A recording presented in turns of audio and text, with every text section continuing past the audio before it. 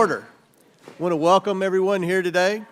Without objection, the chair may declare a recess at any time. The first order of business is to welcome the return of a member to the committee. We want to welcome Ms. Rashid Tlaib from Michigan to the committee. Congresswoman Tlaib has been a member of the House.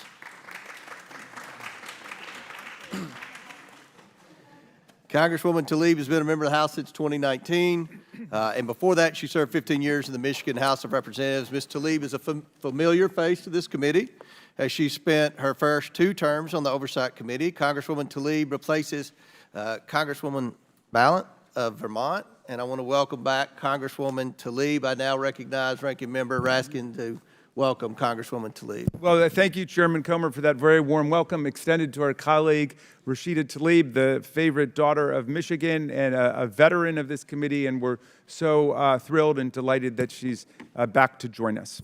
I yield back to you. Gentleman yields back. I ask unanimous consent for Representative Jason Smith of the House Ways and Means Committee to be waived on the committee for today's hearing for the purposes of asking questions. Without objection, so ordered. And, Mr. Chairman, I ask unanimous consent that our colleague, Congressman Glenn Ivey from Maryland, be permitted to join the committee and ask questions of the witnesses today. Without objection, so ordered. I now recognize myself for the purpose of making an opening statement. Since assuming our Republican majority in January, the House Oversight and Accountability Committee has uncovered a mountain of evidence revealing how Joe Biden abused his public office for his family's financial gain.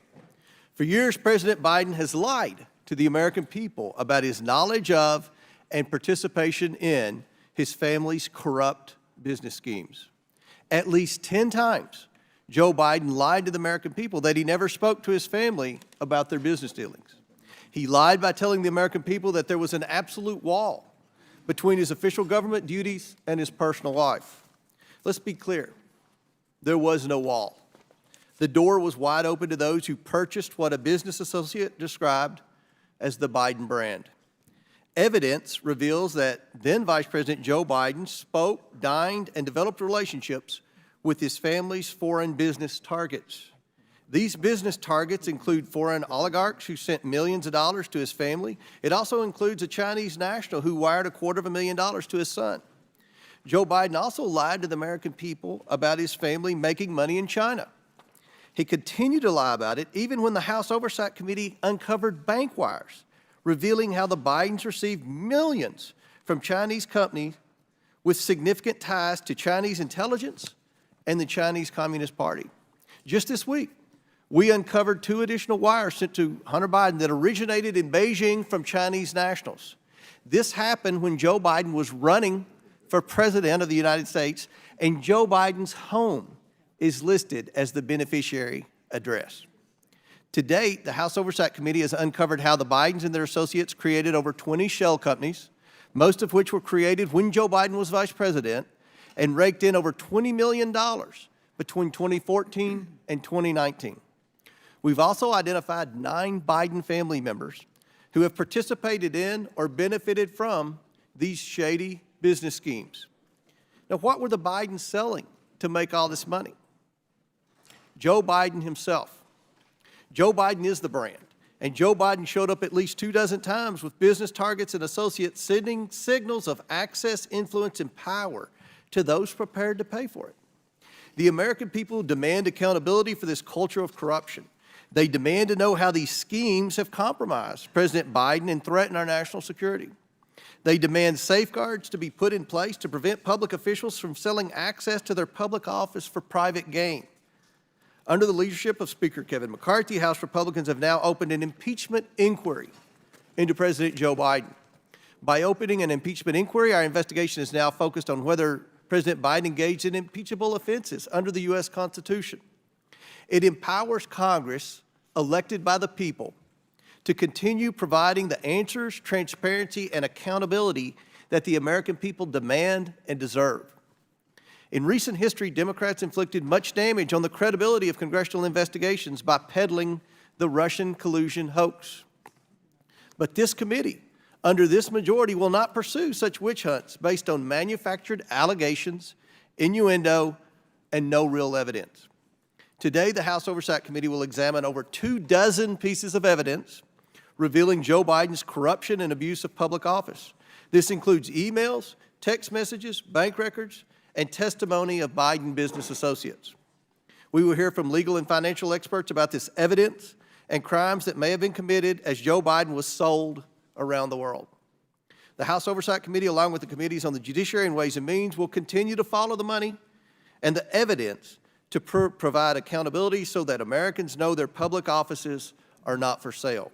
I now yield to Jason Smith, the chairman of the House Ways and Means Committee, for his opening statement. Thank you, Chairman Comer. Yesterday, the Ways and Means Committee released new documents showing President Biden was not just aware of his son's business dealings, but he was connected to them. In a newly released message to a Chinese business executive, Hunter Biden mentions preserving the, quote, keys to my family's only asset. That asset, Joe Biden.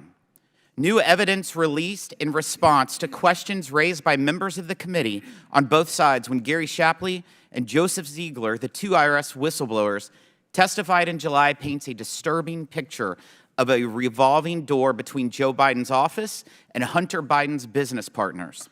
According to a worksheet provided by IRS whistleblower Ziegler, then Vice President Biden's April 2014 official visit to Ukraine occurred only days after a series of White House meetings with Hunter Biden and his business associates regarding Ukraine.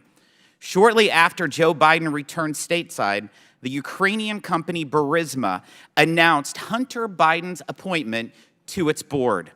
New evidence provided shows Hunter Biden using his father's position to gain favor with billionaire Miguel Alemán, including having Joe Biden host them at the White House in February of 2014 at the vice president's residence alongside Mexican billionaire Carlos Slim in November of 2015, and then in 2016 using Air Force Two to shuttle Hunter Biden and his business associate to Mexico City.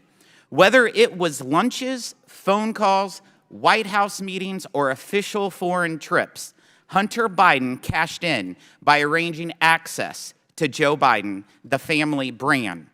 The Biden family and their associates received millions in payments from foreign sources, including from Russia, China, Ukraine, Romania. In one email, Hunter Biden even bragged that he cut a deal for $10 million from just one company for, quote, introductions alone. And yet the DOJ wanted to keep the spotlight as far from Joe Biden as possible. One of the items we released yesterday was an IRS interview with James Biden, the president's brother, in September of 2022. The agency was barred in the interview from asking him about Joe Biden and about whether Joe Biden was involved in Hunter Biden's deal with a Chinese energy company.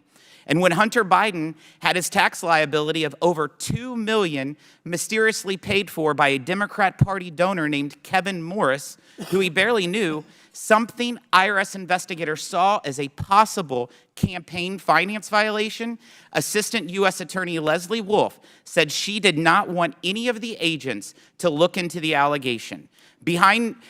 On the board are notes Agent Shapley took from that meeting. He notes that Wolf told investigators that she was not, quote, personally interested in pursuing it. This is the same attorney, Wolf, who in an email we released yesterday responded to IRS investigators seeking approval for a search warrant with, quote, there should be nothing about political figure one in here, that being a reference by definition of Joe Biden.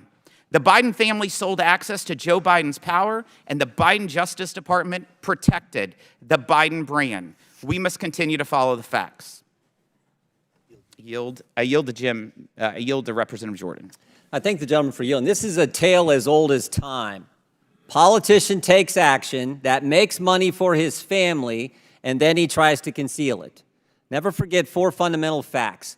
Hunter Biden gets put on the board of Burisma. gets paid a lot of money. Hunter Biden's not qualified, fact number 2, to sit on the board. Not my words, his words. He said he got on the board because of the brand, because of the name. Fact number 3, the executives at Burisma asked Hunter Biden to weigh in and help them with the pressure they are under from the prosecutor in Ukraine. Fact number 4, Joe Biden goes to Ukraine on December 9th, 2015, gives the speech attacking the prosecutor that starts the process of getting that guy fired. Those facts, by the way, are consistent with what the confidential human source told the FBI, and the FBI recorded in the 1023 form, the same form that the Justice Department didn't want to let this committee see. And all those facts, all of that was further confirmed yesterday with the information that the Ways and Means Committee released from the whistleblowers Shapley and Ziegler. Here's a communication from Hunter Biden to an executive with Burisma. Devin and I do feel comfortable with Blue Star strategies and the ability of Sally and Karen to deliver. Hunter Biden put Burisma in touch with Blue Star Strategies. What were they going to deliver?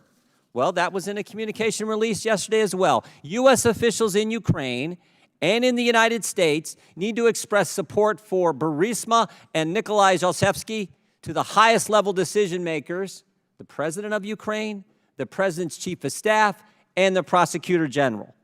That's what they were going to deliver. And were they successful? The interior minister confirmed that Zlochevsky is no longer wanted. We won in less than a year communications between the folks at Blue Star and Eric Sherwin, who was Hunter Biden's business partner. Awesome work. Congratulations to you guys. Those are the communications. That's what they got done. And remember, when this happens in October 2016, when the pressure is taken off, the case is dropped against Zlochevsky, this is the second prosecutor. Joe Biden fired the first one. The second prosecutor comes in, drops the charges. That's exactly what they wanted done. And the final step is the Biden Justice Department tries to sweep it all under the rug. They slow walk the investigation. They let the statute of limitations lapse for the most important years, 14 and 15, the Burisma years when all that income's coming in. They try to put together this sweetheart deal and get it past the judge. And we learned yesterday in the search warrant examining Hunter Biden's electronic communications, they weren't allowed to ask about political figure 1. Political figure number 1 is the big guy, is Joe Biden. And they would have gotten away with it all. They would have gotten away with it all except for 2 brave whistleblowers who sat in those seats 2 months ago and told their story. And their story has stood up. 2 brave whistleblowers and a judge in Delaware who said, we're not going to let this happen. That's why we're here today. That's why this inquiry is so darn important. It's the oldest story in the world, and those are the facts. I yield back. Gentleman yields back. Chair now recognizes Ranking Member Raskin of Maryland for his opening statement. Mr. Chairman, thank you. Before I give my opening statement, I have a parliamentary inquiry. Given that the committee has not been authorized by the full House to conduct an impeachment inquiry, am I correct in assuming that we're obligated to follow the rules of the House, including Section 370 of the Rules and Manual, which prescribe engaging in personalities towards the president? At ease.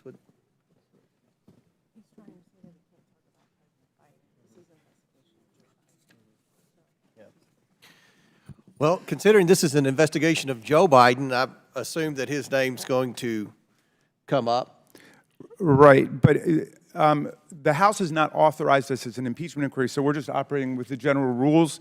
And I think saying that the president lied is considered engaging in a personality. In fact, Section 370 says accusations that the president has committed a crime or even that the president has done something illegal are unparliamentary. And we're operating with the general rules of the House because the House has not authorized. The Speaker of the House has authorized the impeachment inquiry. It has been authorized. Okay. All right. Point of parliamentary inquiry. The ranking member, who wants to be recognized? Ms. Ocasio-Cortez. I believe changing of the rules must require a vote from the full House of Representatives. The rules of the committee. The chair overrules a point of order. While articles of impeachment are not directly before this committee, we are looking into the potential wrongdoing of the president. Given the unique nature and subject matter of today's hearing topic, these words will not be ruled out of order. So, Okay. Ranking Member Ashton, please proceed. Thank you for clarifying, Mr. Chairman. We obviously have an honest disagreement about that.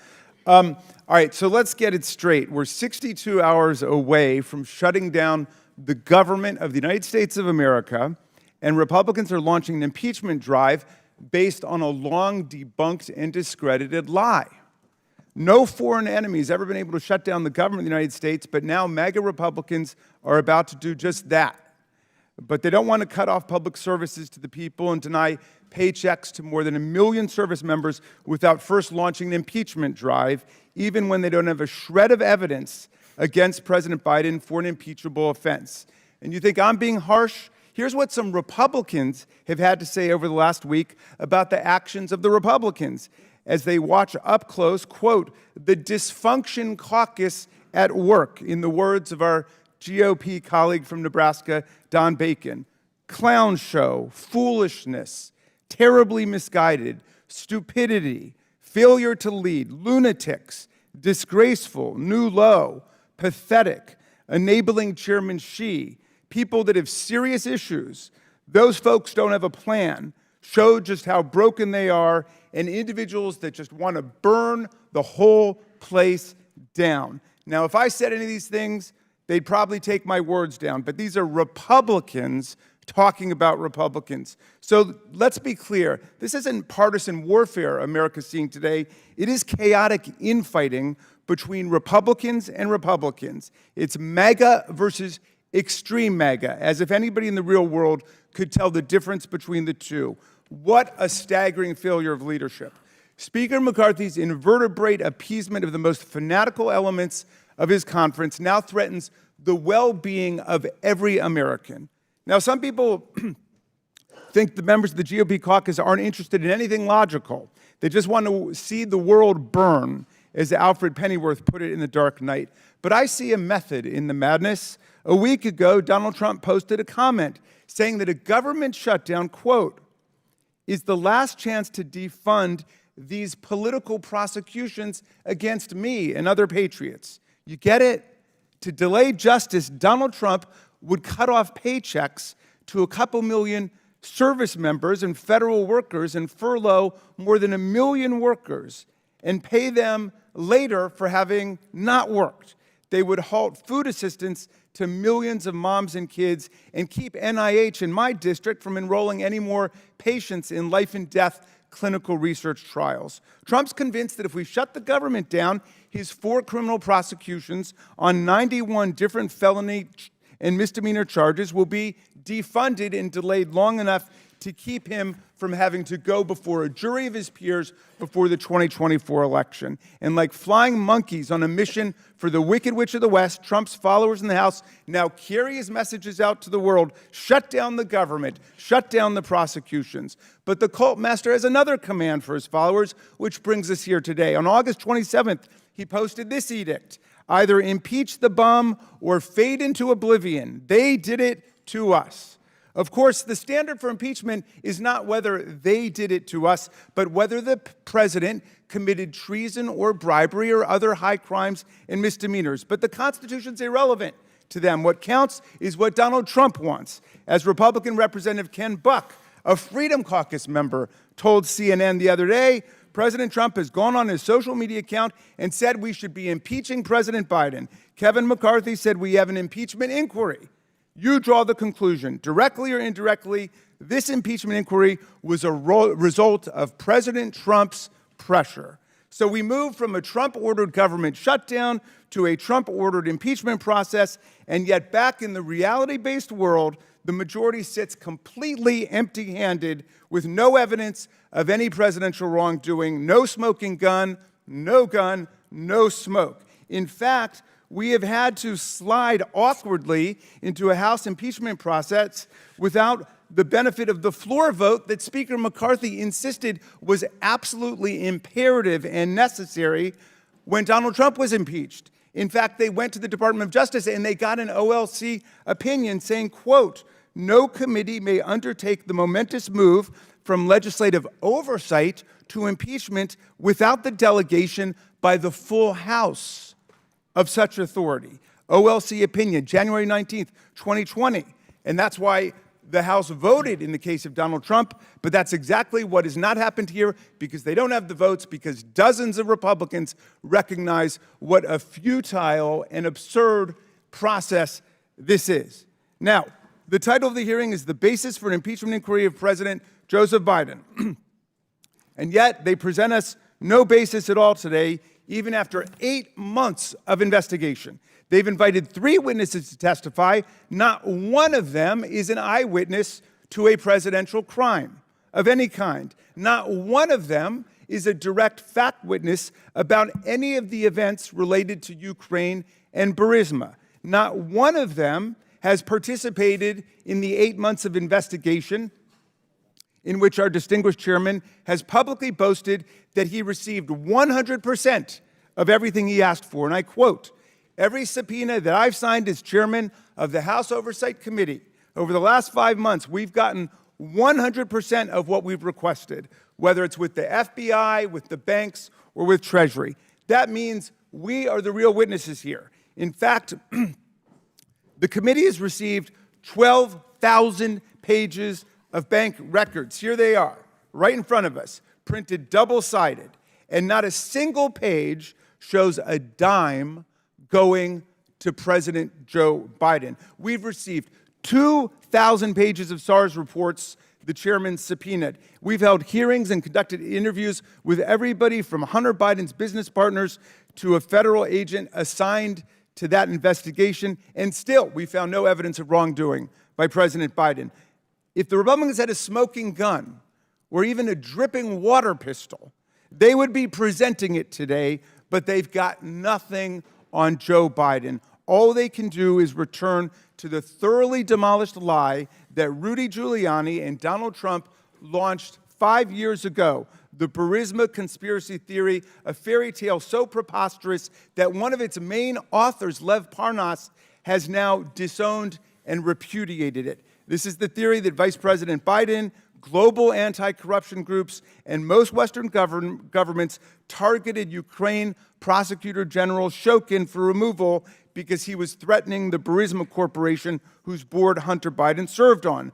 Trump synthesized the lie in his August 27th post about President Biden, saying, look, the guy got bribed. He paid people off, and he wouldn't give $1 billion to Ukraine unless they, quote, got rid of the prosecutor. Trump's story is the opposite of the truth. When Biden was VP, he worked as a key player in the Obama administration and global community's efforts to combat corruption in Ukraine. In late 2015, as part of a coordinated global effort, Biden called for the removal of Viktor Shokin, a corrupt Ukrainian prosecutor general who did nothing about corruption in Ukraine other than to participate in it. Rather than assist British authorities who were actually investigating Burisma and its owner, Shokin consistently frustrated their efforts.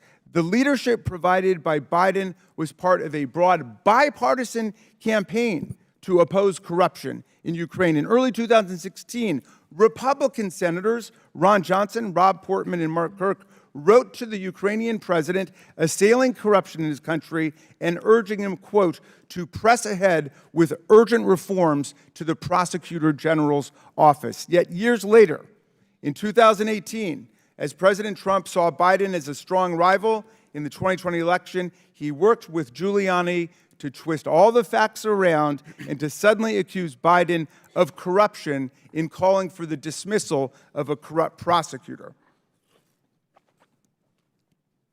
A few months ago, Chairman Comer and the committee received an insider's account of the plan to concoct and spread this lie from an extraordinary letter sent to us by Lev Parnas, who was Rudy Giuliani's right-hand man.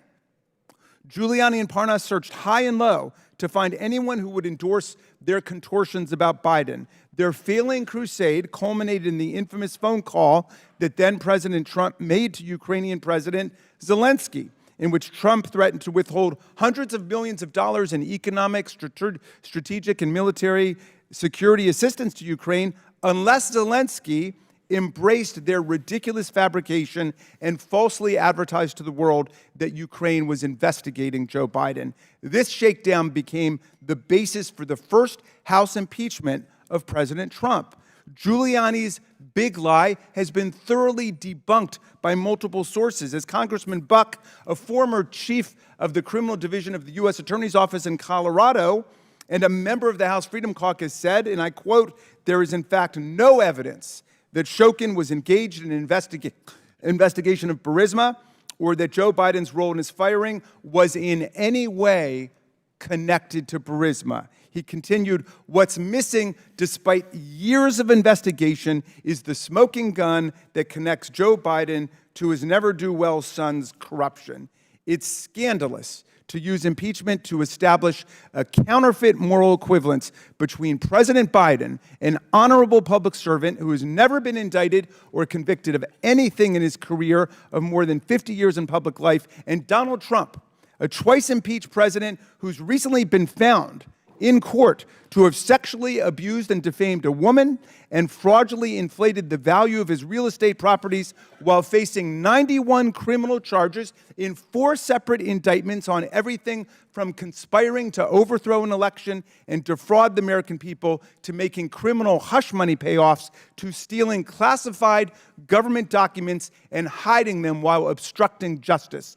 Impeachment is the people's final weapon of constitutional self-defense against a president who behaves like a king and violates the public trust by committing treason, bribery, or other high crimes and misdemeanors equivalent to them. It is reserved for extraordinary public offenses like inciting a violent insurrection against the American government and trying to overthrow our presidential election. That offense in 2021, whose related crimes have resulted in hundreds of criminal convictions and hundreds more being prosecuted, led to Donald Trump's second impeachment in the House on a massive bipartisan vote of 232 to 197 and a similarly lopsided bipartisan vote of 57 to 43 in the Senate. I wonder how many of my esteemed Republican colleagues here who all voted against impeaching Donald Trump, if they were in the House at that point, can reconcile their votes against impeaching Trump for the grave crime of inciting a violent insurrection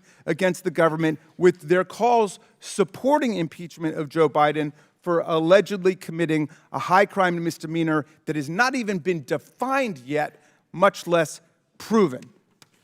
Mr. Chairman, if this dysfunction caucus is going to insist on going forward, we must receive the testimony of Rudy Giuliani and Lev Parnas, the insiders who know the origins of the lie upon which this sham impeachment is based and who work to spread it.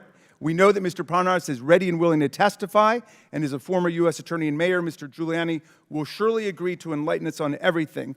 Pursuant to Clause 2K6 of Rule 11, I move that the committee subpoena Rudy Giuliani and Lev Parnas to come and testify in these hearings. And I would like to ask for a vote on that or debate, as you would please, Mr. Chairman.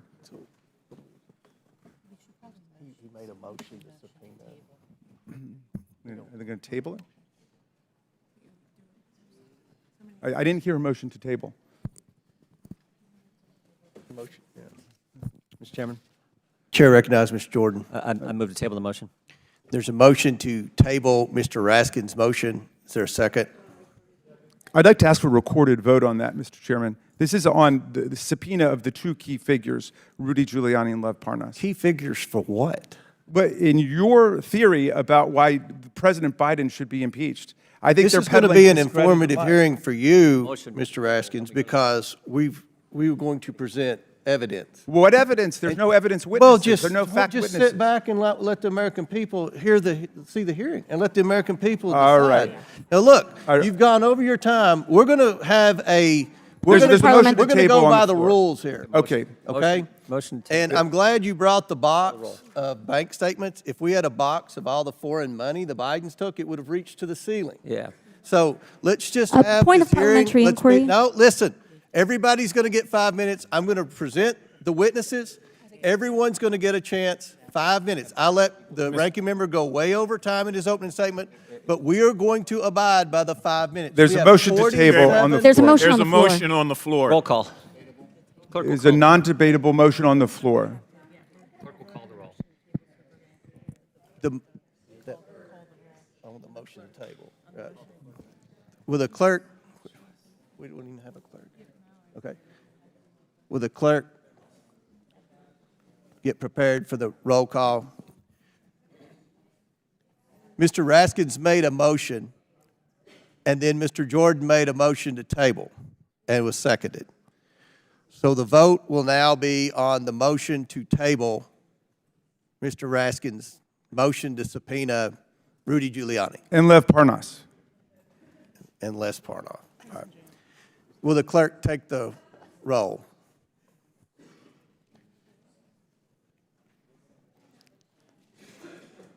No, neither Mr. Giuliani nor Mr. Parnas is in jail now. Nate?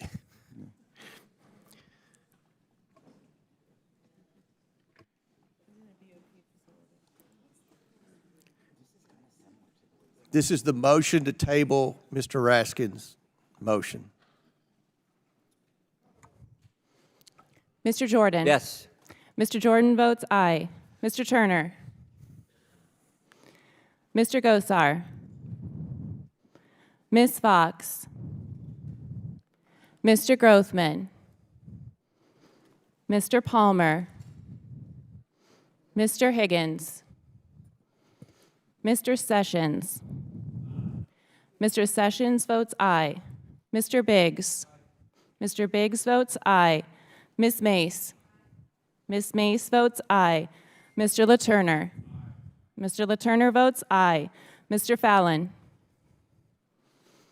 Mr. Donalds?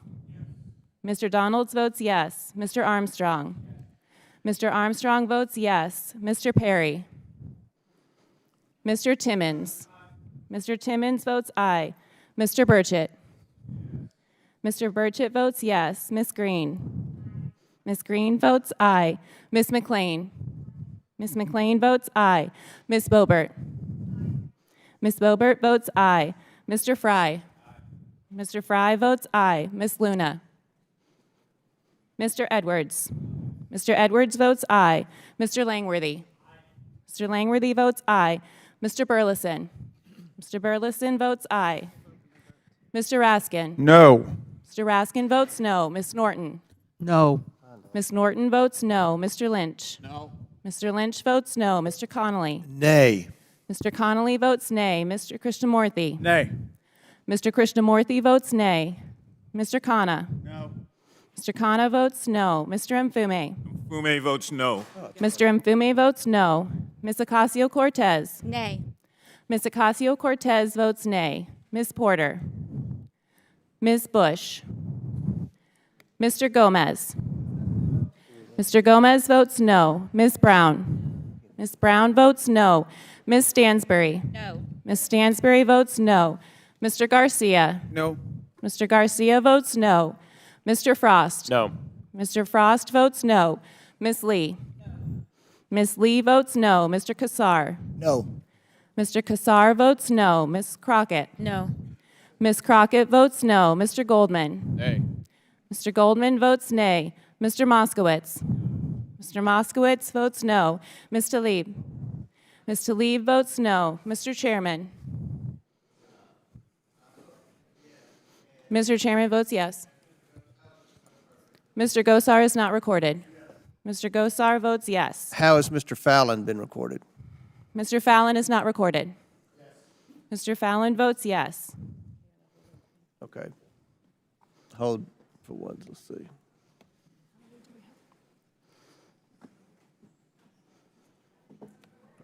Regular order, Mr. Chairman. Mr. Chairman, a request for regular order. We're seeking regular order, Mr. Chairman. We have members en route to vote. How is Mr. Palmer recorded? Mr. Palmer is not yet recorded. Mr. Palmer votes aye.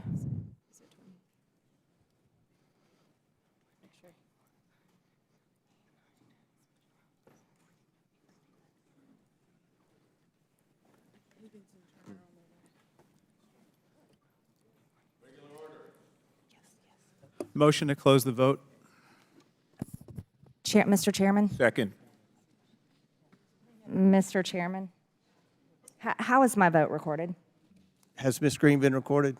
Ms. Green is voted aye. Mr. Chairman, Chair recognizes Mr. Timmons. how am I recorded? Mr. Timmons is voted aye.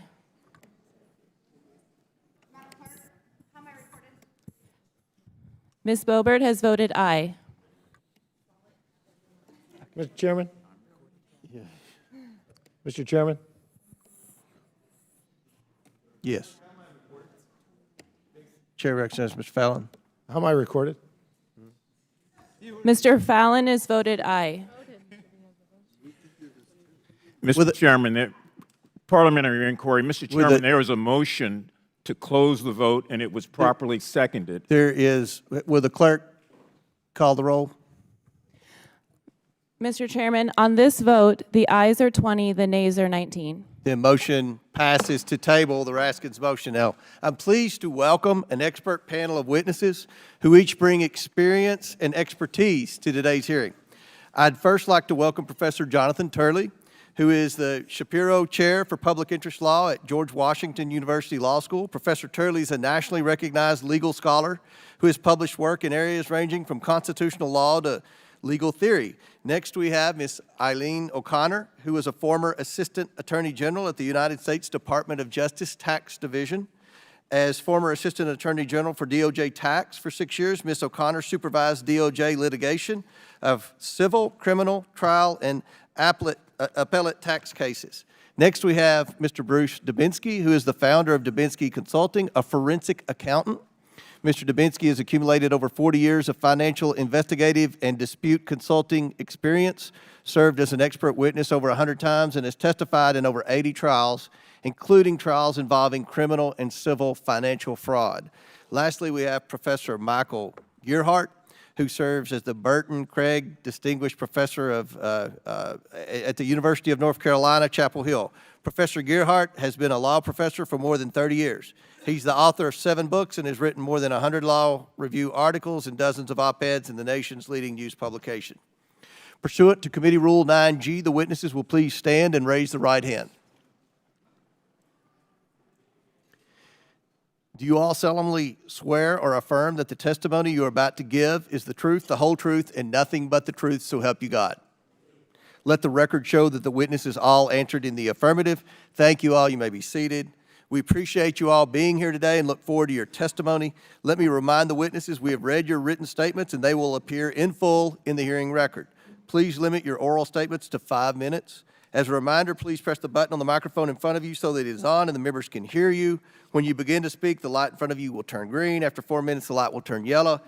When the red light comes on, your 5 minutes is expired, and we would ask that you please wrap up your testimony. I now recognize Professor Turley to begin his opening statement.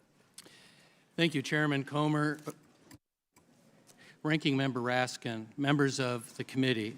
It's an honor to appear before you today to talk about what is undoubtedly the most weighty constitutional decision that you have under Article 1, other than the declaration of war, and that is the potential impeachment of a President of the United States. It was roughly 25 years ago that I appeared in the impeachment proceedings with other experts in the impeachment of President William Clinton. It was 4 years ago that I appeared in the impeachment proceedings for President Donald Trump. And then it was just 3 years ago that another impeachment occurred without any hearings at all.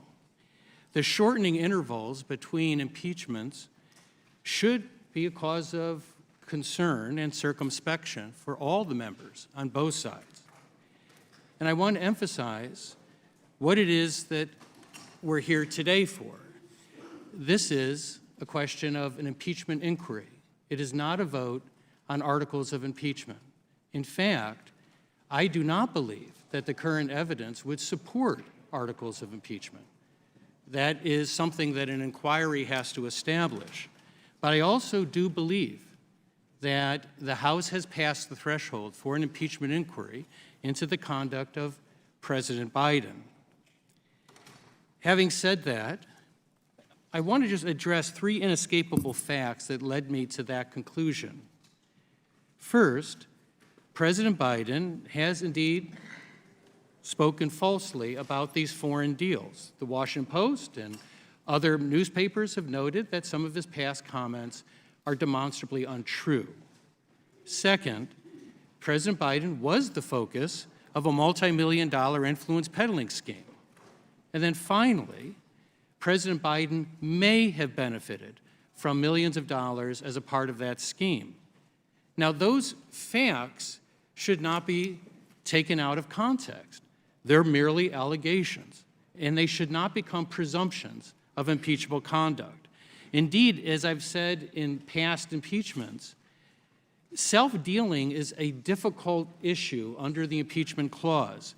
The framers sought to avoid ambiguous standards. That's one of the reasons that perfidy was rejected.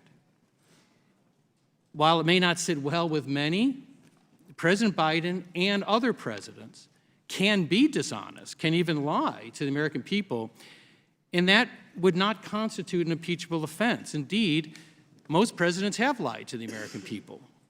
That's why I've not liked any president since James Madison.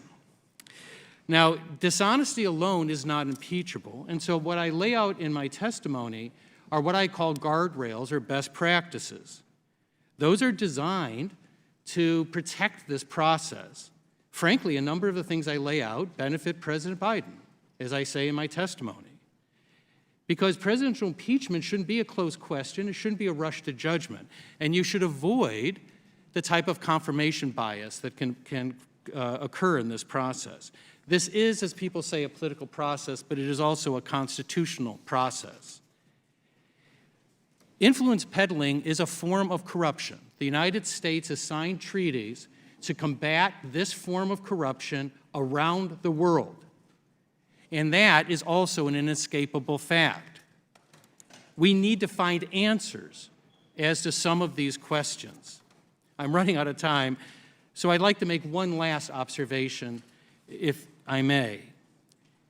These are constitutional moments that demand the best from each of us to transcend the politics and passions of our time. It calls for something that's difficult. It calls for solemnity and clarity for members. We have become a nation addicted to rage, and we can fuel that. This body is a powerful teacher, as Brandeis said, and you can teach that, or you can teach a respect for this process. It begins here and now. We can disagree with each other without hating each other. These are important issues, and I think they're close issues. And I think some of these issues really do gravitate in favor of the president. So I would simply say that this is a moment where members and citizens can stand together without prejudging the evidence. And I thank you for the honor of appearing before you today. Thank you, Professor Turley. Ms. O'Connor. Mr. Chairman, Ranking Member, members of the committee, the chairman invited me to share my thoughts on the conduct of the tax investigation into Hunter Biden. I make my comments on my own behalf as a private citizen and not on behalf of any person with whom or group with which I might be or have been affiliated. When I learned that experienced IRS special agents had felt compelled to report to Congress about the obstruction of their criminal tax investigation, I felt compelled, too, to share my understanding of how things are supposed to work with people who have no reason to appreciate how disturbing the whistleblower's allegations are. Without context and a frame of reference, it's difficult to know sometimes how seriously to take things. In an October 2022 meeting of the Hunter Biden prosecution team, U.S. Attorney Weiss admitted it was not his decision whether to bring charges the investigation had proven should be brought. This directly contradicted Attorney General Garland's sworn testimony 6 months earlier. This was the final straw.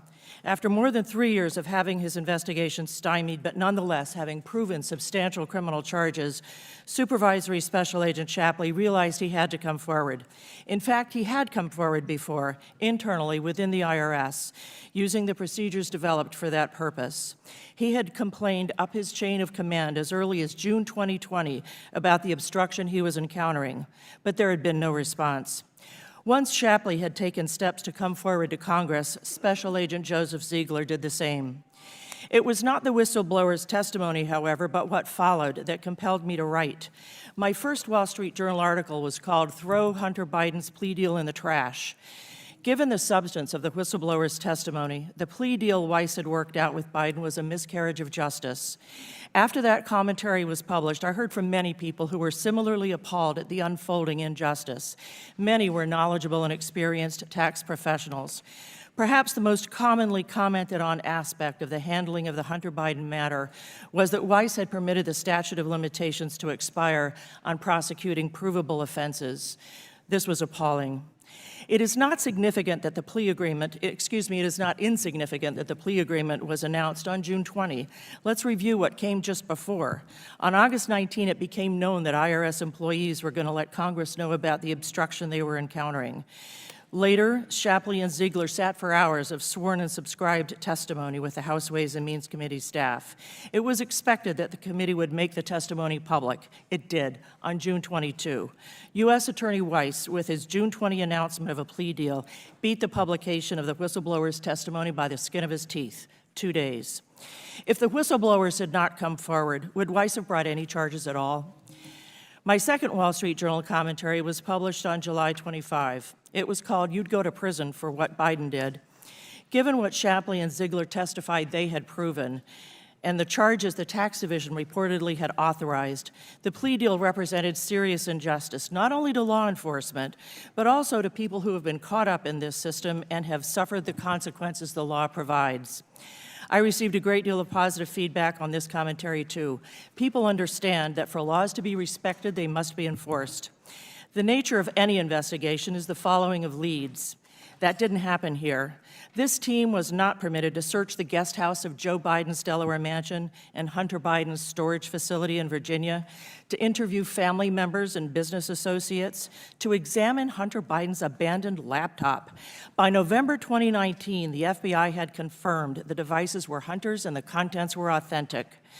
But the Hunter Biden investigation must not be viewed in isolation, rather as part of a broad landscape of corruption. Don't forget that a full year after that, in October 2020, FBI officials were telling Twitter that the laptop was Russian disinformation. The whistleblowers tell us that the tax investigation of Hunter Biden was an offshoot of an investigation already underway into an online pornography platform. That is how investigations develop. Agents follow wherever the leads take them, and when they take them in the direction of a new investigation, they open one. Question: if U.S. Attorney Weiss had been in charge of that pornography investigation, would he have blocked the investigation into Hunter Biden's tax crimes? I thank the committee. Thank you, Ms. O'Connor. Mr. Dubinsky. Good morning, Chairman Comer, Ranking Member Raskin, distinguished members of this committee, guests, and my fellow citizens. Thank you for this opportunity to testify today.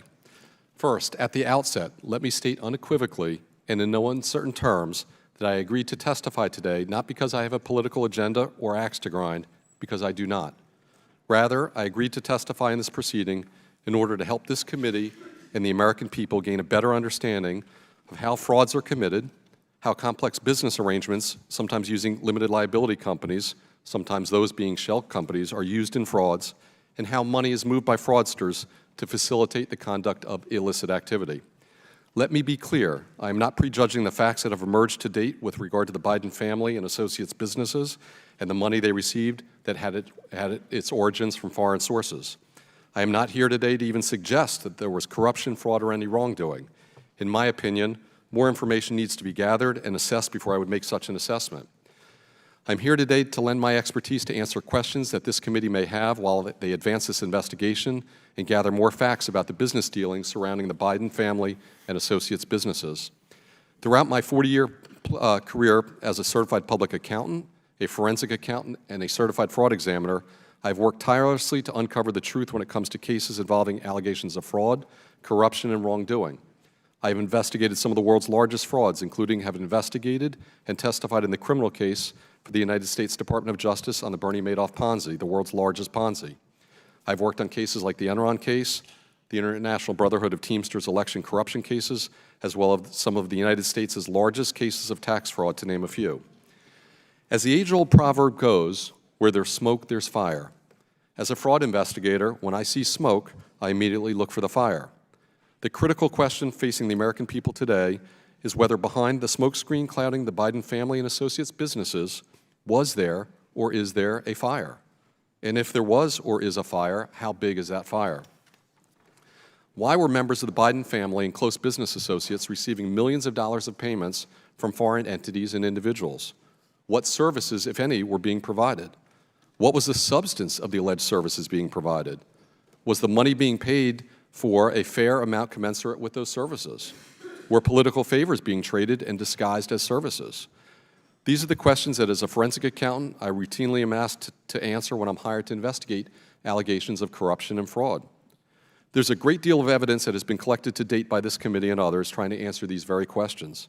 However, much more information is still needed in order to be able to answer these questions and make a final determination as to whether or not the Biden family and its associates' businesses were involved in any improper or illicit activities, and importantly, whether those activities, if any, were connected to President Joe Biden or then Vice President Biden.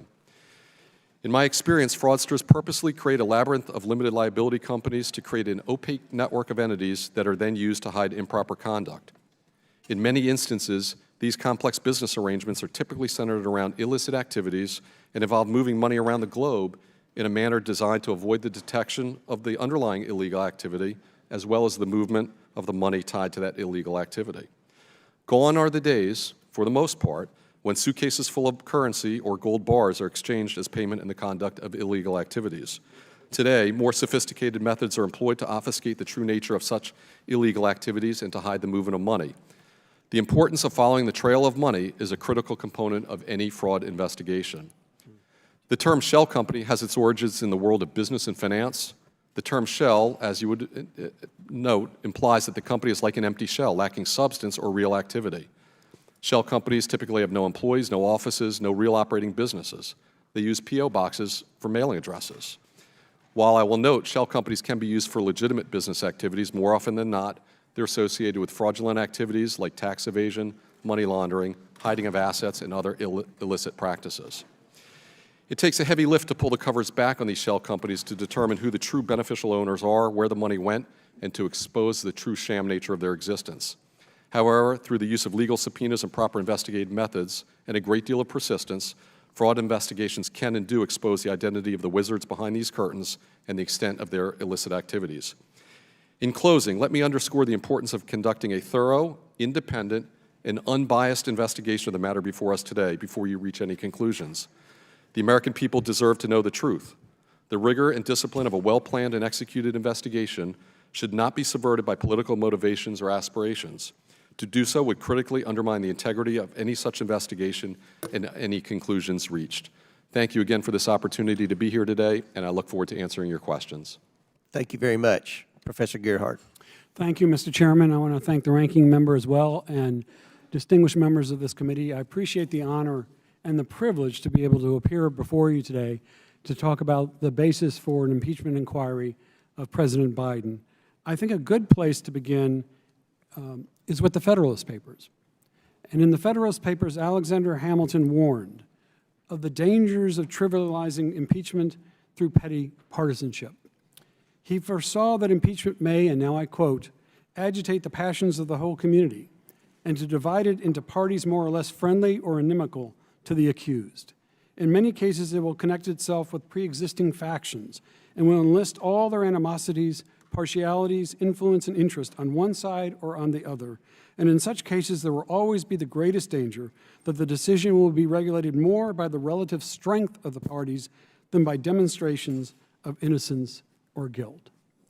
I think Alexander Hamilton knew what he was talking about, and I think what he said may well describe the current set of proceedings. One thing I might add to all of that is that the framers designed an impeachment process to follow or comply with several safeguards. And it's important that we keep these safeguards in mind as these proceedings go on. The first is the necessity for credible evidence of the commission of treason, bribery, and other high crimes and misdemeanors. There is not, at least not that I've yet heard, such credible evidence. Let me give you an example of what I fear is similar to the current proceedings. Hunter Biden is arrested for speeding in a car owned by his father, and the police go after the father. I don't think that's how the law should work. I don't think that's how impeachment should work. I respect members of this committee enormously. Believe me, I'm just a law professor and citizen, and I come here with great awe when I speak to an important body like this. But I listened to Congressman Jordan, whom I respect a great deal, when he said there are 4 facts. Hunter Biden was on the board of Burisma. Hunter Biden was not qualified. So far, by the way, nothing about President Biden. Third, there were executives who asked Hunter Biden for help. Again, not yet any proof about any kind of complicity of President Biden. And lastly, Joe Biden gave a speech. If that's what exists as a basis for this inquiry, it is not sufficient. I say that with all respect, and I think that that is part of the problem, I think, and many Americans think, may exist with respect to these proceedings. A second safeguard is the Fifth Amendment Due Process Clause. It requires fundamental fairness. And I think in these proceedings, something has happened to President Biden that was said to have happened to President Trump in 2019. And that is, the burden has flipped to President Biden to prove his innocence. Any further investigation is being done to ensure that Mr. Biden has to prove his innocence rather than the committee being able to connect the dots in a convincing and persuasive way. It's not me you have to persuade. It's the American people whose trust you deserve and whose trust you have to maintain. A third principle is judicial review. And here I would just remind the committee about the Supreme Court's decision in Trump versus Mazars.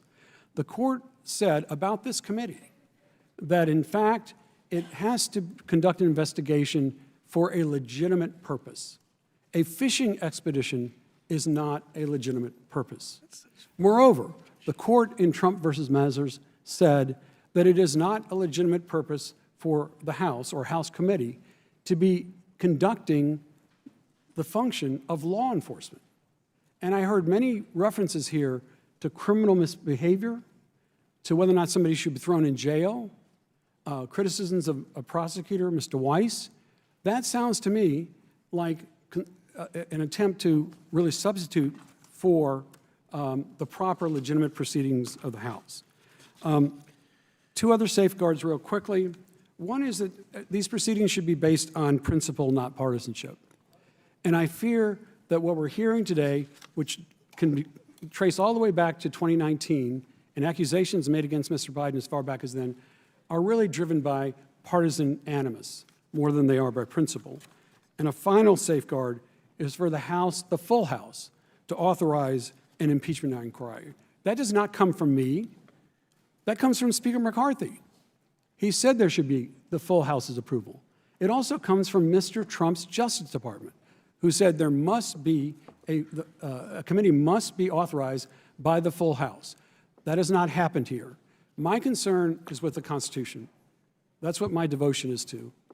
And I hope all of us understand that there's nothing more serious than honoring our Constitution and following the design the framers gave us. Thank you. Gentleman's time has expired. I do want to state the fact, in 2019, the D.C. District Court judge ruled a vote of the full House was not required to commence an impeachment inquiry. Now we're going to begin the question and answer phase. We have 47 members here today that are going to ask questions, so we're going to abide by the 5 minutes. I will begin, followed by Ranking Member Raskins. This week, the Oversight Committee issued another bank subpoena targeting specific wires originating from Beijing. Most of our bank subpoenas have been for Biden family associates' accounts, resulting in thousands of pages of bank records.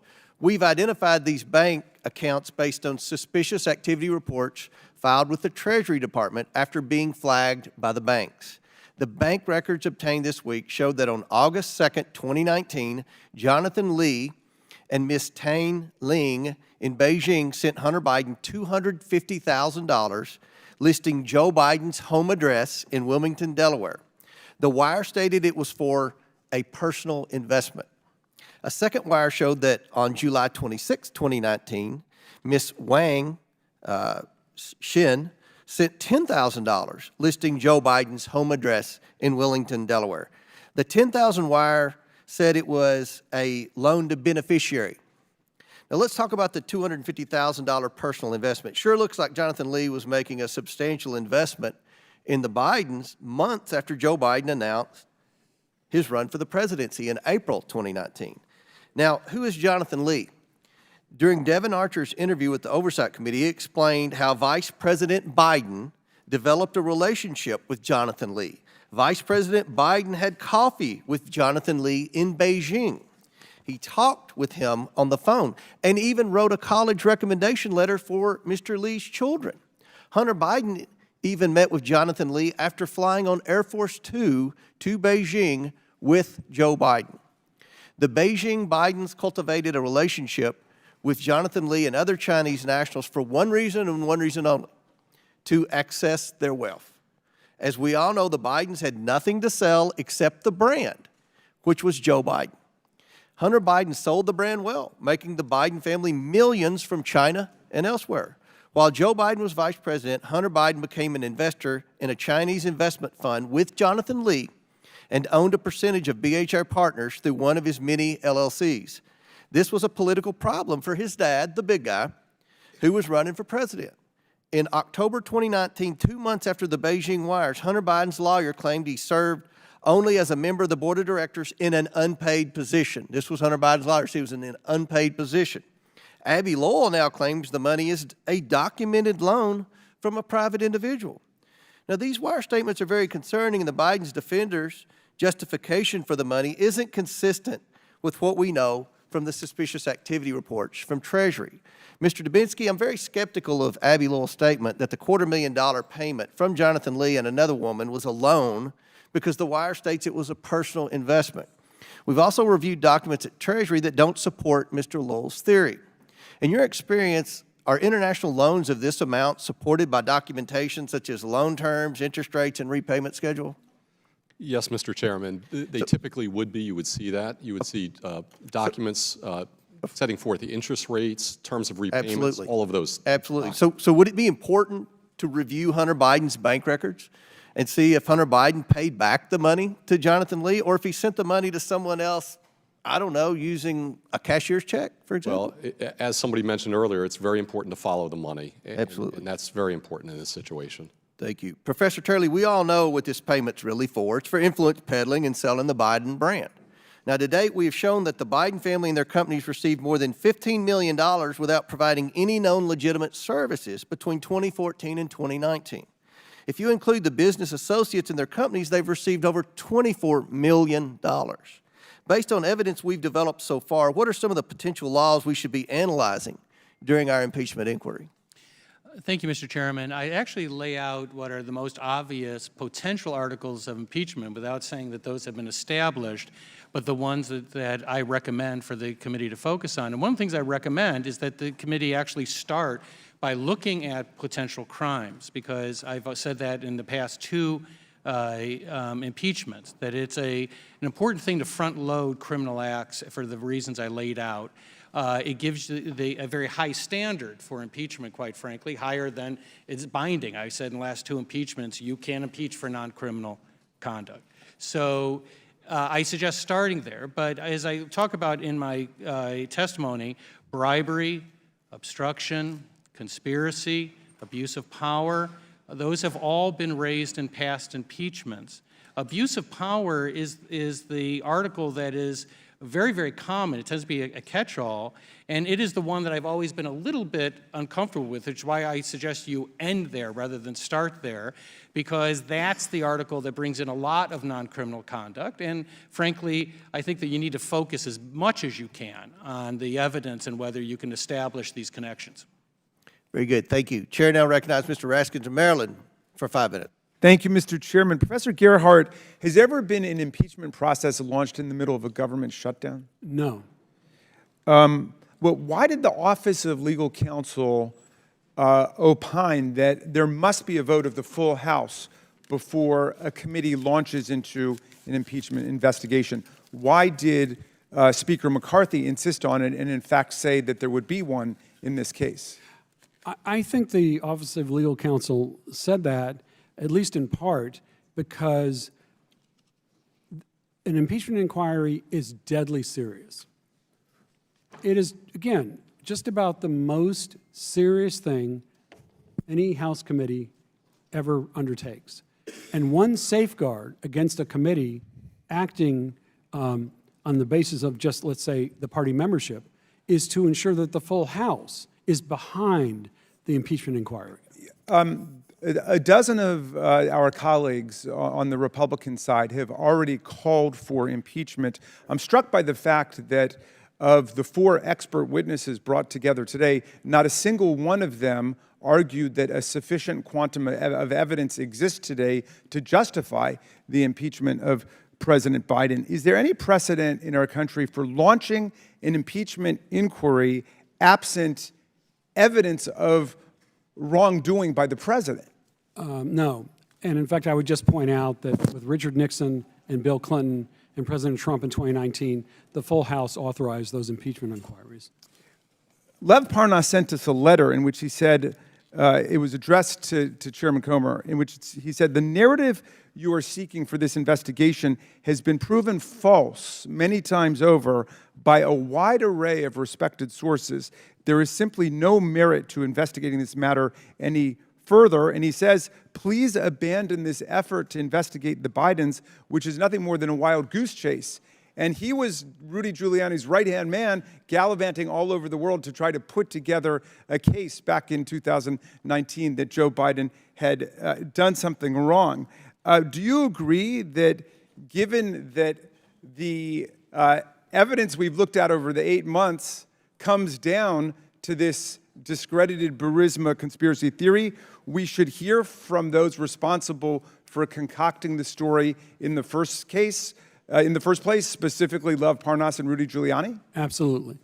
What did you think about the fact that the very first act of the committee in its impeachment investigation was to reject the idea of subpoenaing Lev Parnas and Rudy Giuliani, who are at the heart of the story that's the basis for impeachment? I think if there's going to be an investigation into the president, all the evidence, that is to say, all the participants, anyone that has knowledge, should be spoken to.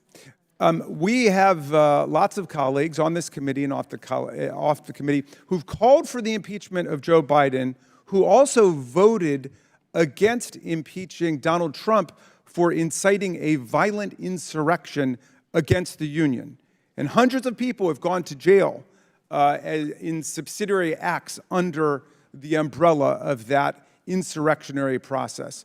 Now, can you come up with a theory that it would allow someone to say, I am going to vote to impeach Joe Biden for offenses unstated and evidence unknown, but I will oppose and vote against the impeachment of Donald Trump for inciting a violent insurrection against the Union, which is something that concurrent bipartisan majorities voted for in the House and the Senate? I cannot, and I might just add as a law professor that one of the things I suggest to my students in trying to assess the constitutionality of any governmental action is to take the names out, switch the names or switch the political parties and see if the outcome is the same. So if Joe Biden had incited a violent insurrection against the Union and said, you go and fight like hell, and if you don't, you won't have a country anymore, would you consider that in the ensuing mayhem and chaos Absolutely. To be an impeachable event? Absolutely. Or not? To your mind, in applying the law to the facts, have you seen any evidence that Joe Biden has done anything remotely comparable to what Donald Trump did, which earned him his impeachment in the bipartisan vote of the House? I have not, and I also just might add, with all due respect, I heard the phrase Biden family many, many times, but I don't know who the Biden family is.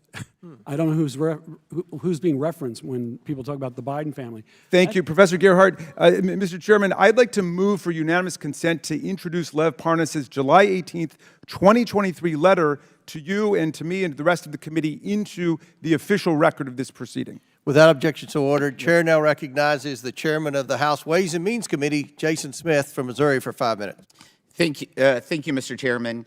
It's amazing to be sitting in your committee. It's a pleasure to be here. Yesterday, we had a committee to release over 700 pages of documents that came from the 2 IRS whistleblowers based on the last oversight hearing when they presented before this committee, where members, both Republican and Democrat, asked for additional information, and they provided it, and we brought it forward.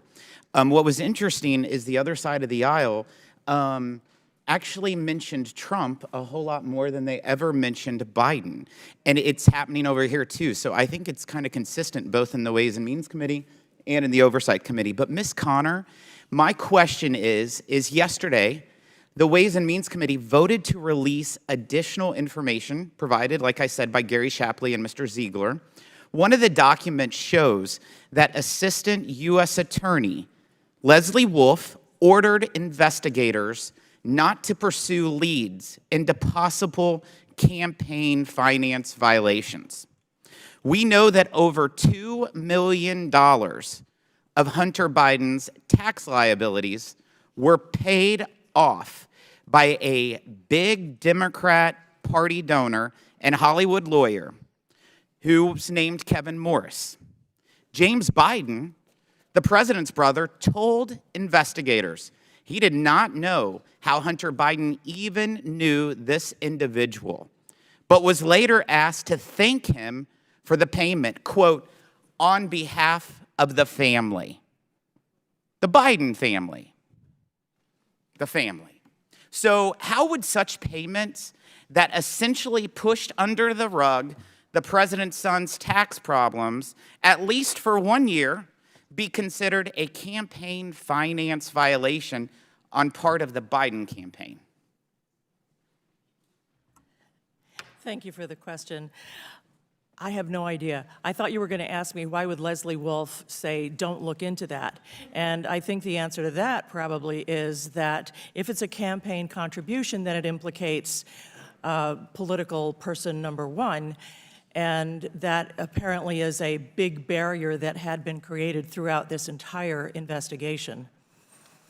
And as far as it being a campaign contribution, that $2 million actually was intended to satisfy the liabilities for 2 years of Hunter Biden's late filed and unpaid taxes.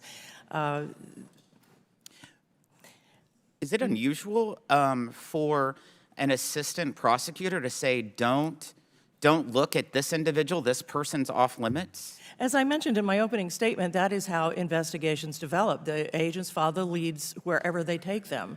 And in this case, a legitimate investigation was being done of money that was being paid, and for the assistant U.S. attorney who is orchestrating the investigation to say, don't look at that anymore, I think the reason is related to another instruction of hers that she didn't want to get public integrity involved. And that tells us that she was looking beyond Hunter Biden and into a person whose activities would be subject to public integrity at DOJ. One thing that I want to ask, since you worked tax division for DOJ, if Kevin Morris gave a gift of $2 million to help pay off Hunter Biden's debts, who has to report that on their taxes? Does Mr. Morris have to report it, or does Hunter Biden?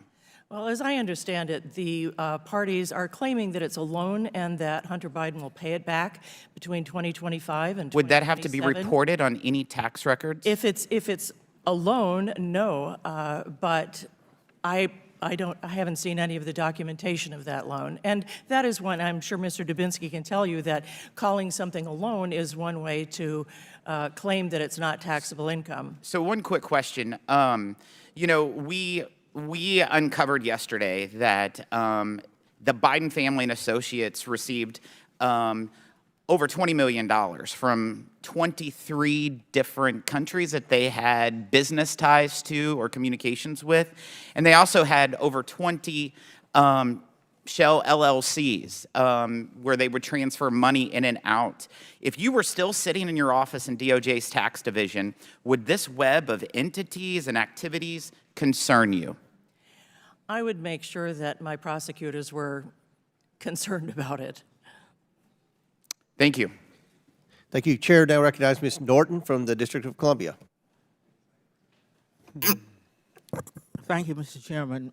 Professor Gerhardt, pleased to have you with us today. In your testimony, you referenced Alexander Hamilton's warning about the dangers of trivializing impeachment through petty partisanship.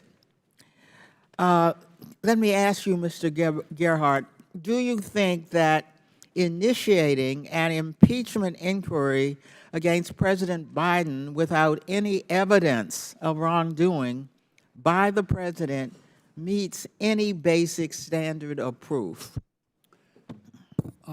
Not credible proof at all, in my opinion. And in fact, I think one thing to keep in mind about a hearing like this or any kind of anything that calls itself an impeachment inquiry is the critical importance of building public trust. And that gets built in part on the basis of credible evidence. Well, Professor Gerhardt, what is the risk to our Constitution and even for the rule of law if impeachments are initiated without any evidence of wrongdoing by a president? They trivialize impeachment, they trivialize the Constitution, and they ride roughshod over the rule of law. Nothing good comes from abusing a power, whether it's done by a president or by Congress.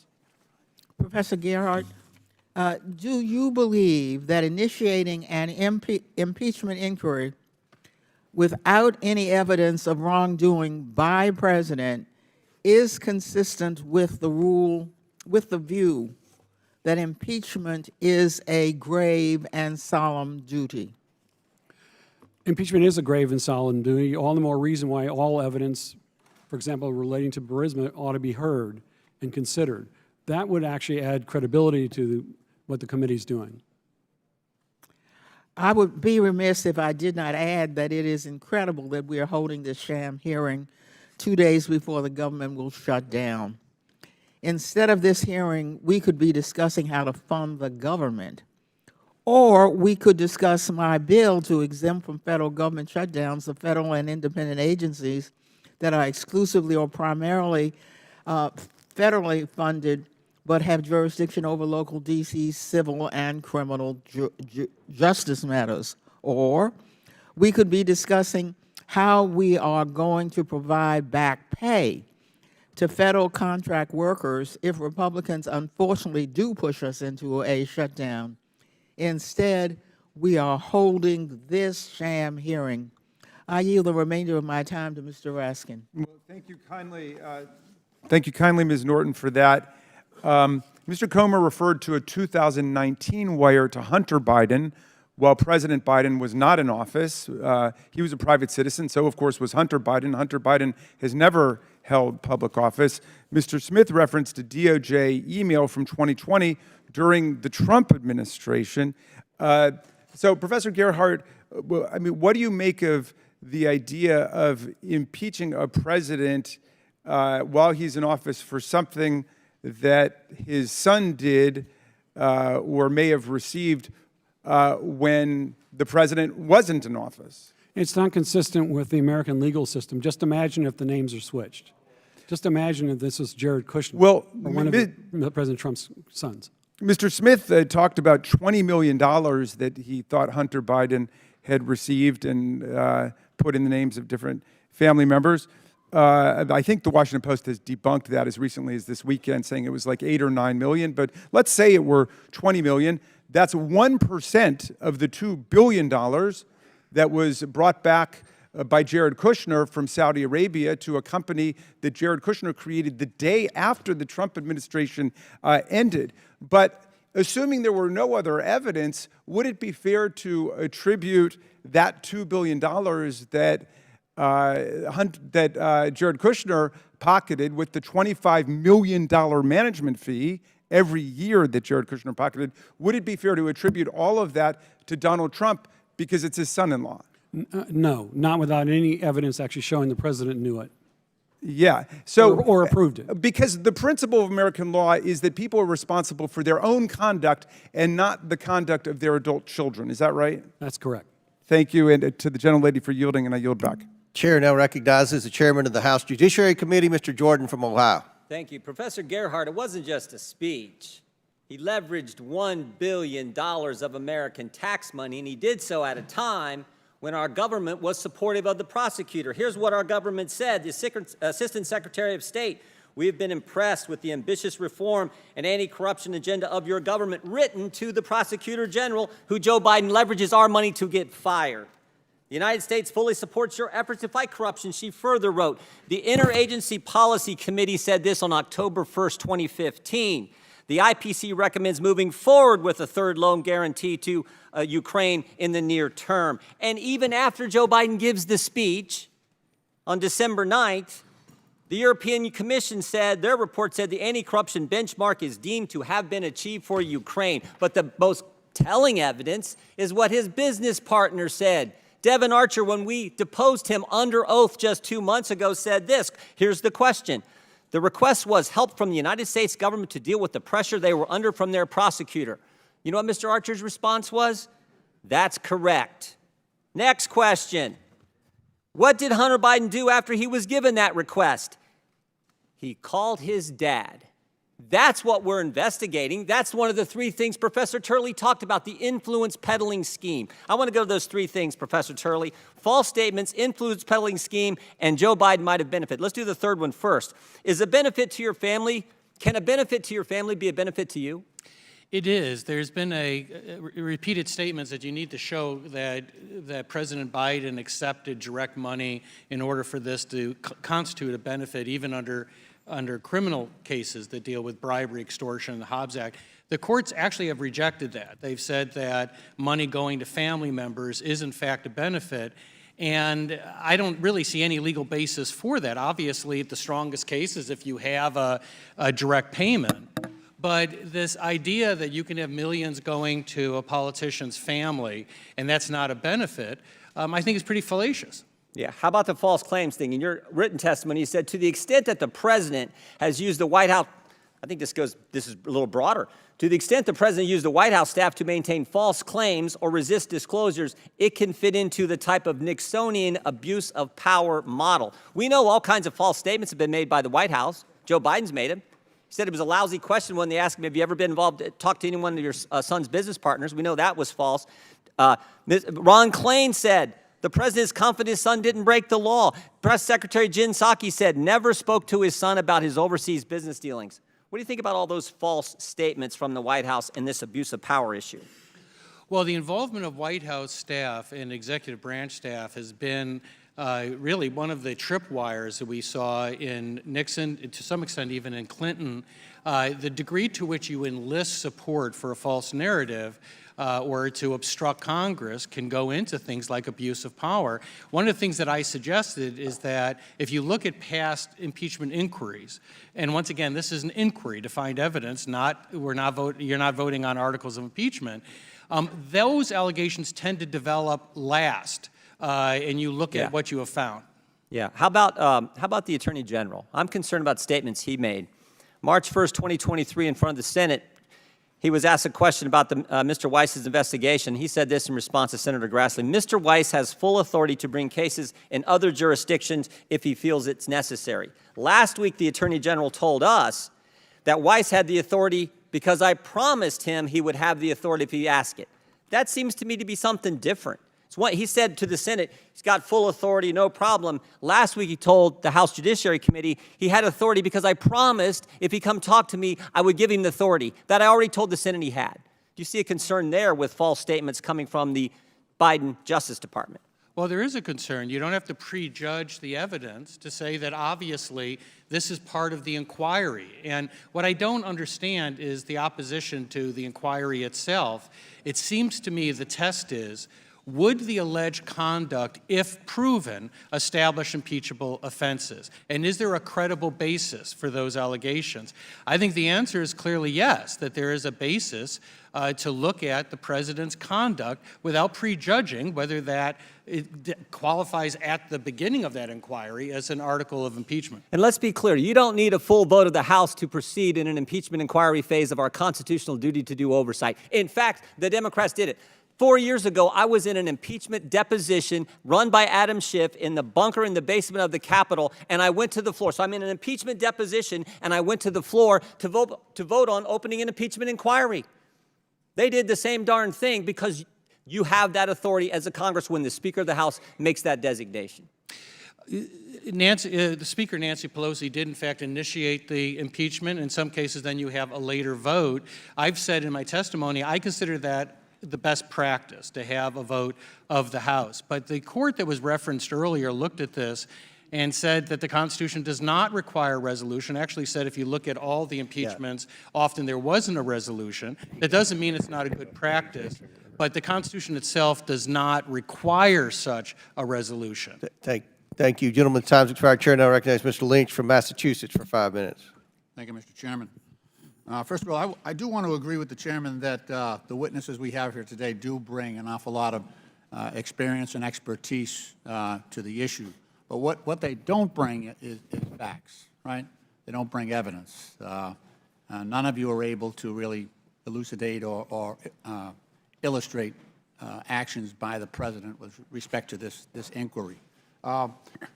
Ms. O'Connor, I do want to ask one clarification. You mentioned in your oral testimony that you had written a commentary entitled, "You'd Go to Prison for What Biden Did." That was, you'd go to prison for what Hunter Biden did. Isn't that? That's exactly right. I was cutting down words to stay within my 5 but minutes. you realize, yeah. That's an important word, though, that you left out, though, It right? is. I regretted it So the immediately. article, just for the record, and I'd like to enter into the record unanimous consent. Without objection, so ordered. The article, Ms. O'Connor, is you'd go to prison for what Hunter Biden did. I think that's an Exactly. important word. Yeah. Okay. It is. Thank yes. you. I did Appreciate that. not delete it intentionally. Only in Reclaiming my service time. of time. Reclaiming my time. So when I walked into this hearing room, my first question was, where's Rudy? Where's Rudy? Where's Rudy Giuliani? You know, this is supposed to be an inquiry on the facts against the president for potentially an impeachment, articles of impeachment. And the one person who was an agent of President Trump was sent to Ukraine to dig up some dirt, find some dirt on Joe Biden. Just like he said to the election officials in Georgia, find me 11,780 votes. Find me some dirt on Joe Biden. And we don't have him here. We're not allowed to ask him questions. And Professor Gerhardt, would it not be helpful to have a factual witness here who was, and let me just read from, this is an excerpt of the call between Mr. Trump and President Zelensky. He says,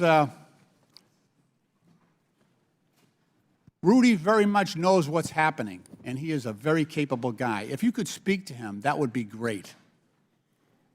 The other thing, there's a lot of talk about Biden's son, that Biden stopped the prosecution, and a lot of people want to find out about that. So whatever you can do with the Attorney General and Rudy would be great. And then, so he's actually placing Rudy Giuliani in Ukraine with the imprimatur of authority for the president. Wouldn't that be a useful witness to? It seems obvious that he should be brought before the committee. Yeah, you would think so. What we have here is a lot of allegations. I've heard about, emails from Hunter Biden from China. Hunter Biden cashed in, the IRS interview with James Biden. And I hear a lot about the Biden family. But look, this was an impeachment inquiry about President Biden. And I would try to discern what the allegations are for the president because they're non-existent at this point. Is there a reason? The other question is, why hasn't Rudy Giuliani, if he's such a key witness and was on the ground on this and had direct authority from the president, why isn't he here? And I think, and Professor Gerhardt, maybe you could elucidate on this, Rudy Giuliani also lost 60 cases. He brought 60 cases across the United States with respect to the big lie, and he was a midwife for the big lie. He brought 60 cases and lost them all for lack of evidence. So that, I believe, hurts his credibility, does it not? It does. His credibility has been hurt in a number of different ways, yeah. Right. He also made allegations against Dominion voting machines. And now he's being sued by them because he falsely declared that those machines were unfairly helping President Biden. Isn't that right? That's right. Wouldn't that also lead to a drop in credibility on behalf of Mr. Giuliani's testimony? I mean, I agree with you, and I would just add that because Mr. Giuliani's a lawyer, he has to abide by and comply with the rules of professional conduct, and he's in trouble because he hasn't. All right. Gentlemen, My time has expired. I yield back. Gentlemen, time's expired. Chairman, I recognize as the chairman of the House Intelligence Committee, Mr. Turner from Ohio. Professor Turley, thank you so much for the materials that you provided to this committee. Your legal analysis is first off, incredible in its historic foundations, but also its legal descriptions of the aspects of how do you conduct an impeachment investigation, what are the standards for an impeachment investigation, and taking, as you relate in that memo, some of the public facts that you're aware of and comparing them to congressional authority and oversight responsibilities. I think it really does help the overall discussion, and I think it gives validity to the need for this committee to move forward on an investigation as you look to historically what's happened before. Now, you made some comments in your opening statement about your description that I think are important to focus on in trying to guide our investigation. You said that it's not criminal for a president or vice president to lie. That's right. You also said that it's not criminal that Hunter Biden received someone paying the child of a vice president for doing nothing isn't necessarily criminal. Those are my words, not yours. But you did take that next leap that using your office, taking official actions to benefit individuals or third parties to induce them to financially benefit your family would be a crime. Would it not, Professor? It is. That's if you take a look at some of the treaties and sources that I cited, the United States has for years combated influence peddling as a prototypical form of public corruption, and much influence peddling follows that pattern. Many people now accept that what Hunter Biden did was rather raw and open influence peddling. So the only question is, was the president involved in that? And I'm not prejudging that. But there's an argument that now that you hear, that they were just selling the illusion of access. The fact is, you have to ask yourself one question. How do you know? Even if you accept that selling the illusion of access is not misconduct, how do you know it was an illusion? Well, and that's where I'm going to go next, because there's also another concerning aspect of President Joe Biden's actions as vice president, for which there is currently an active criminal investigation, and that is his misuse of classified documents. There has been appointed by the Department of Justice, by the Attorney General, a special prosecutor for the purposes of investigating the federal crimes that could have arisen as a result from this president's misuse of classified documents. The fact that he had them at the Penn Biden Center for Diplomacy and Global Engagement and the Wilmington, Delaware private residence of President Joe Biden, as well as other matters that might arise from it, places where there were other people. One of those other people happens to be Hunter Biden. Now, this committee, in its scope of this investigation, indicates that these classified materials are also relevant because, for example, the Oversight Committee has requested information regarding the classified materials discovered in the president's home where his son has resided during the time period relevant to the investigation and personal office. The White House has not provided this information. Obviously, his son was receiving payments from Romania, Russia, Ukraine, China. If there are in those documents that relate to, for example, the prosecutor in Ukraine or Burisma itself, or other aspects of Ukraine or any of the parties or individuals, obviously, that were making payments to Hunter Biden, that would be relevant, wouldn't it? It would be relevant. One of the things I address in my testimony is I say that the most concerning line for me in this inquiry is pre-office conduct. And what I say is that there should be a type of rebuttable presumption against bringing in pre-office conduct, but there is precedent for it when it forms. Well, and this, he was in office Right. at the time because he wouldn't have had access to classified documents. These are not things that he did as a private citizen.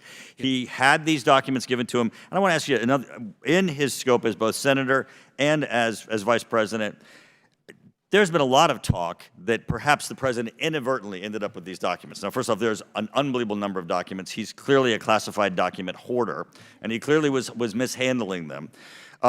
Can't you infer intent by knowledge of the law? Here, the President Biden knows how to handle classified documents and what mishandling is. Wouldn't that be attributed to his intent?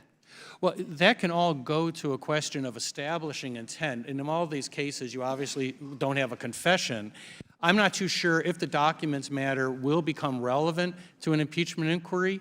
I've said earlier that the issue that concerned me about the documents is that they ended up being distributed to different sources, it appears, that they went to different locations. And there are accounts of being in the president's home. And the question is, were they divided and why? But it's not clear to me whether that would amount to an impeachable offense or not. Right, you have to make that nexus, which I Mr. Chairman, next step. I've seen some of these documents as the chairman of the Intelligence Committee. I can tell you they are of the highest level of concern and threat to national security. I think we do have to get to the bottom of why was he taking these and what was he doing with them. I'll yield back. Chair now recognizes Mr. Chairman, I Connolly have a from Virginia unanimous for 5 consent minutes. motion. Mr. Chairman, unanimous consent motion. I ask unanimous consent to introduce page 131 of the transcript of Devin Archer's testimony, where the question is asked, but he did not provide the Burisma executives with actual access to his father. The access to his father was an illusion of access. Gentlemen's to his out of order. father. You'll have Right. time in your Right. 5 minutes. An Chair now illusion of recognizes access Mr. to his Connolly from father Virginia other for than 5 social. minutes. Thank you, Mr. Chairman. Is it admitted? I object. The clock's ticking, Mr. Connolly. What's the objection based Mr. on? Goldman's taking your time, Mr. Connolly. You have it's your turn to speak. Distract, yeah, you're taking time away from me unfairly. Distract, deflect, dissemble. Hold on to those two words, distract and deflect, because I think this hearing's all about, look over here, not over there. So, Professor Gerhardt, I've heard concern about branding. So, shouldn't we be concerned about all those Biden towers all over the world where foreign partnerships were formed and influence was used here in the United States? I've seen these towers in Indonesia, in the Philippines, in Turkey. I even saw one in Chicago. Shouldn't that be a source of concern of this committee in terms of influence, both foreign and domestic, when President Biden became president? If there were such things as Biden buildings. Well, was there anyone who did have them? I think we all know who had. Well, could you tell us? Because, Well, just give I me think, the name, Professor I think if we're Gerhardt. talking about Mr. Trump. Thank you. Yeah. So, when President Biden appointed his son to manage U.S. foreign policy, both in the Persian Gulf and the Middle East peace, by the way, his son who couldn't qualify for getting a security clearance, but President Biden apparently granted it to Hunter anyhow, and then after leaving the White House, getting a $2 billion deal, because we're told by Mr. Dubinsky, follow the money, especially foreign money. Shouldn't that be of concern to us that maybe a sweetheart deal occurred with the blessing of the president with foreign money, and shouldn't we look into Hunter Biden for that, given the fact that he handled Middle East peace in the White House? It should have been a concern with President Trump and his son-in-law. Oh, Trump, I got that wrong again. I'm sorry. Well, let's see. I'm looking at, I heard again, I think it was Professor Turley talking about, because he's not prejudging, of course, but he's just suggesting that maybe we want to look into criminal activity like obstruction, fraud, and abuse of power. So let's take fraud. So shouldn't we be concerned that a New York judge just found President Biden's organization committed fraud every year for the last 10 or 15 years, and that under the Martin law in New York, that Biden organization is now subject to dismemberment and dismantlement because of the fraudulent activity? Shouldn't that be of concern to us? That should be of concern with respect to Mr. Trump. Mr. Trump again. And in this case, we're not speculating. A judge actually made that ruling? Yes, sir. Should we be concerned about the personal? I mean, while we're at it, since we're loading on, shouldn't we be concerned about the personal behavior of the president? For example, President Trump or President Biden being found guilty of sexual assault and defamation associated with that activity, again in a civil court, in this case in New York? We should be concerned as it relates to Mr. Trump, yes. With Mr. Trump again. I just think that one of the reasons we're here is because somebody has been indicted in 4 different locales on 4 different sets of concerns with, I think, 81, 91 actual counts, and has been found guilty in 2 civil proceedings, one involving sexual behavior and one on actual corporate fraudulent activity. And we don't want to talk about any of that. We want to speculate about discredited testimony from discredited witnesses like Rudy Giuliani, whom we're afraid to subpoena. That's what this is all about. This isn't about our need to defend Joe Biden. This is about their need to make sure we get off topic, that we no longer talk about the pending criminal trials of the former President of the United States. And if anything's worthy of examination, that is, not this. I yield back. Chair now Order, recognizes Mr. Chairman. Mr. Donalds from Point of Florida order, for Mr. 5 Chairman. minutes. Point of order. Down here. Mr. Chairman. Chair recognizes Mr. Donalds for 5 of minutes. order, You'll Mr. have Chairman. 5 minutes. It's You'll not have my all 5 the minutes. time A point of no, order you're is out of not within order. 5 You're out of minutes. order, Mr. Goldman. I have a when point of order. When your time is, you I will asked be to recognized. introduce Chair something by recognizes unanimous Mr. Donalds consent. for 5 minutes. Is it being introduced? Chair recognizes Mr. Donalds for 5 minutes. Byron, it's your Chairman, time. the rules require you Thank to you, recognize Mr. Chairman. me. No. Yes, for a point of order, they absolutely do. Chair recognizes and you have to rule Mr. on Donalds. the motion. And is You've Mr. already Donald's made time 2 ticking points too? of order. No, Chair Mr. Donald's recognizes time Mr. is not going to Donalds. take. Actually, Mr. Chairman, I request this clock be set back to 5 minutes Set so we the can. clock back to 5 minutes. Mr. Chairman, can I just make a parliamentary inquiry then? Are we not to make points of order on either side during You the keep questioning? speaking about no evidence. Why don't you all just listen and I'm trying to introduce evidence. You've already introduced. You've already had your Is it in? share of evidence. Are you Now, admitting Mr. Donalds, 5 minutes. Thank you, Mr. Chairman. Mr. Dubinsky, I want to come to you quickly. A lot of talk about evidence. On the screens in the room, we have an organizational chart from the IRS investigative team that was looking into the business practices of Hunter Biden and his associates. This org chart is from 2014. Now, Mr. Dubinsky, when my former life, I was in community banking, and I'm comfortable with looking at organizational charts. When I first saw this chart, the first thing I thought about was a real estate holding company or a developer, and this is not to demean developers in the great east state of America, but developers typically have multiple companies that float with various business interests and business lines. But the funny thing is that in the business dealings of Hunter Biden, there is no real estate, none at all. So, Mr. Dubinsky, in your professional experience, looking at this organizational chart of business structure, what do you see here? I see a very complicated structure of entities that are interrelated and would give me concern. If I were an investigator, I would want to know what's going on in these entities, who's behind them, how's the money moving between them, and what is the substance of the transactions? What's really going on here?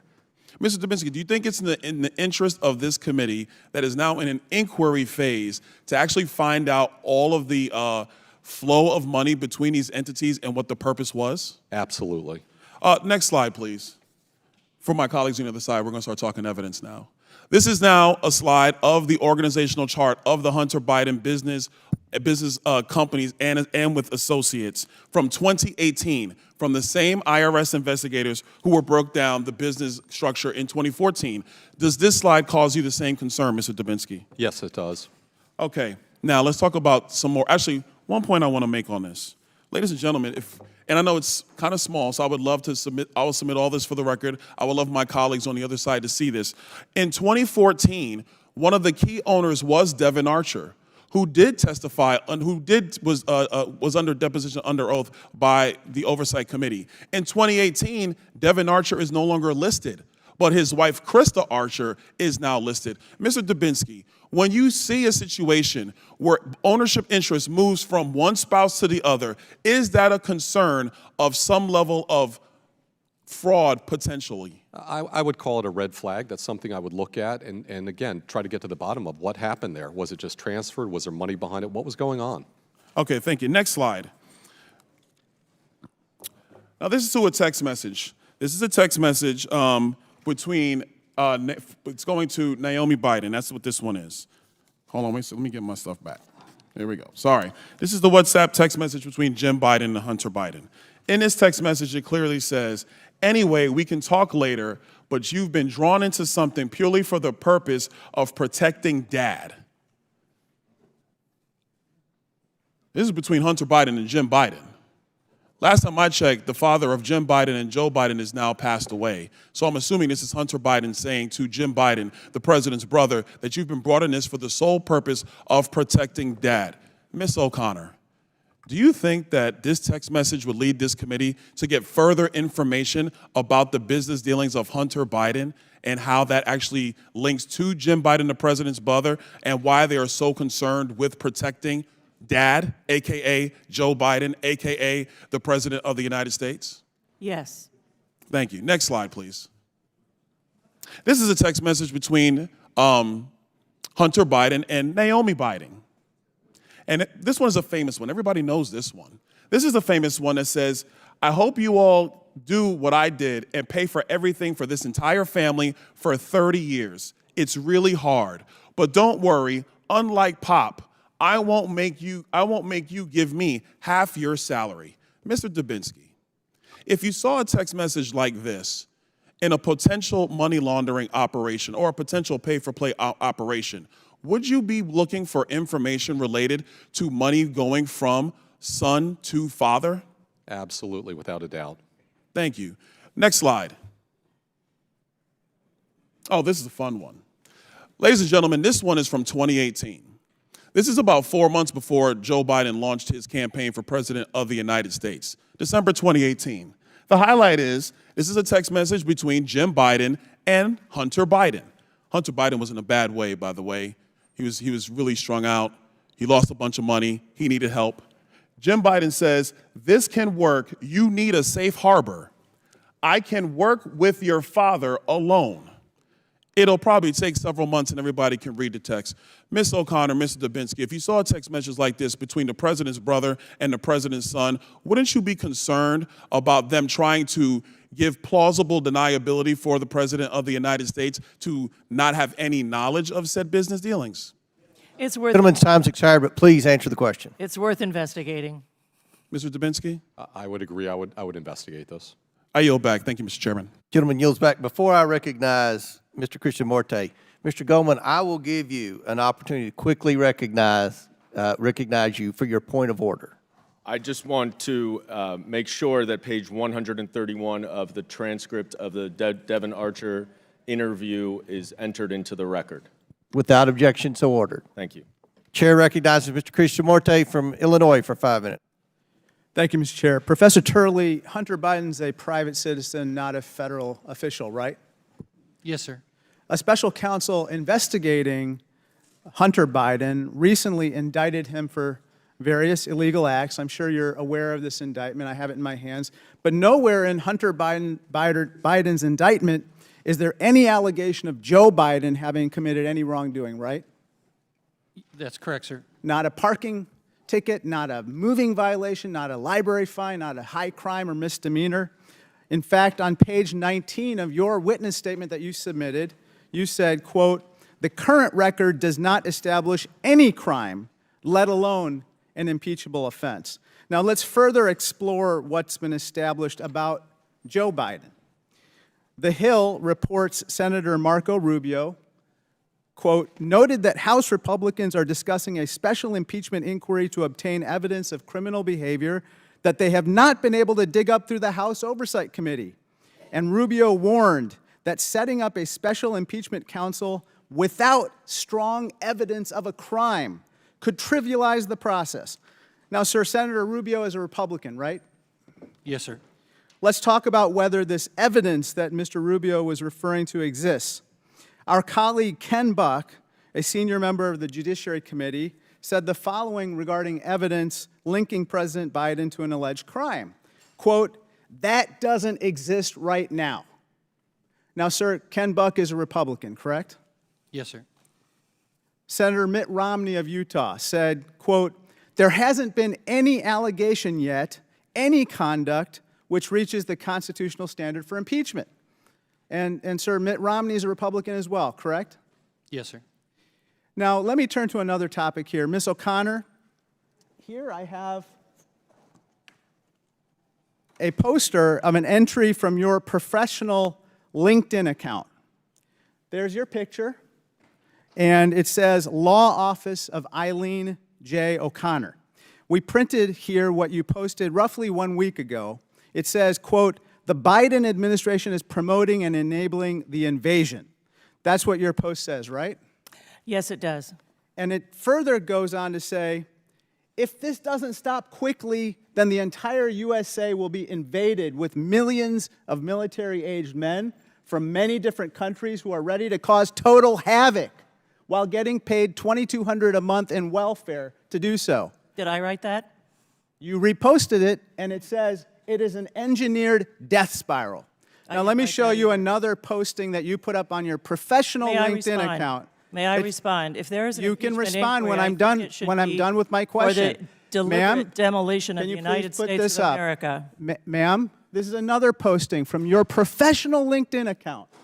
This says, announcing Michigan telethon to raise funds for 16 alternate electors who crooked Dana Nessel wants to jail. Now, ma'am, that's your professional LinkedIn account, right? It is. Now, let me turn to you, Mr. Turley. Professor Turley, in 2006, you wrote an op-ed in The Guardian entitled, quote, "Stop Persecuting Polygamists." There, you likened polygamists to, quote, "persecuted minorities," and you said polygamy is, quote, "a practice with deep and good faith religious meaning." Isn't that what you said? I represented the sister wives family in challenging a polygamy prosecution. The answer is yes. You've been crusading for legalizing polygamy for years. In fact, in an op-ed in the USA Today, you said that a Utah polygamist named Tom Green, who was also convicted of pedophilia for raping his 13-year-old stepdaughter, should not have been charged with polygamy. Now, Mr. Chairman, Can I respond, sir? Because that's not, can I respond? Because it's not entirely accurate. I actually criticized him. What I was dealing with was the constitutionality of what is called morals legislation. And I admit I'm pretty libertarian. Was Tom Green convicted of pedophilia and rape? Government can Was he impose a convicted moral of code on pedophilia and rape? The answer is yes. Mr. Chairman, we're counting down the hours until a government shutdown, and here we have a hearing where we have one witness who defended a polygamist who was convicted of pedophilia and rape, and we have another witness with LinkedIn accounts with extreme views posted. I think that, unfortunately, this speaks to the credibility of the witnesses and the credibility of this impeachment inquiry. I yield back. Point of order. Point of order right over here. Chair recognizes Mr. Biggs. What's your point? Mr. Chairman, when a member of the committee impugns the integrity of a witness, is it against the rules to allow those witnesses to respond to that malicious statement? I'm quoting the article. Look, I'm asking. I'm not asking you. I'm asking the chairman. I've asked for a ruling on that. Mr. Chairman, he can use his own time to question any witness he wants. I was recognized on a point of order. Point of order. What's your point? I made My point is that it was I'd the ask way for we, a ruling the way on my we have, point of order the way we've first. always proceeded, I'd Mr. ask for my Chairman, a ruling on my point of order Mr. first. Chairman, in I'd order ask to for a ruling rehabilitate, on my point of Mr. order Chairman, first. Okay, point of here's the ruling. The witnesses have the opportunity to address that during a line of questioning. If Mr. Turley wants to address that during another member's line of questioning, then he's more than welcome to do that. Remind everyone, we're on their 5-minute clock, and now the chair recognizes Ms. Mace from South Carolina for 5 minutes. Thank you, Mr. Chairman. In 2019, Representative Raskin didn't think a House vote was needed for an actual impeachment inquiry. And to quote Representative Raskin, he said in 2019, there's no formal constitutional or statutory or even the House rule for how an impeachment inquiry is to begin. And so it means different things to different people. I don't want to hear another word from the left or anyone across the other side of the aisle about impeachment inquiry. This is complete and total hypocrisy this morning.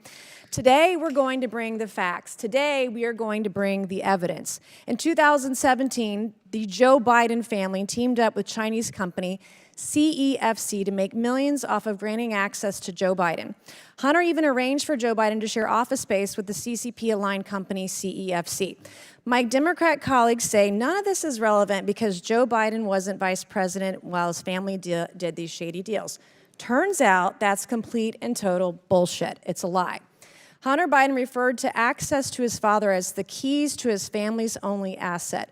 Those words are going to come back and haunt Hunter Biden and his family forever.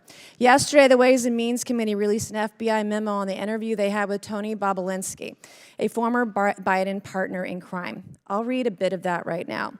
The work conducted by CEFC, Gilliar, Walker, Hunter Biden, James Biden, and Yee over the preceding 2 years was discussed in detail.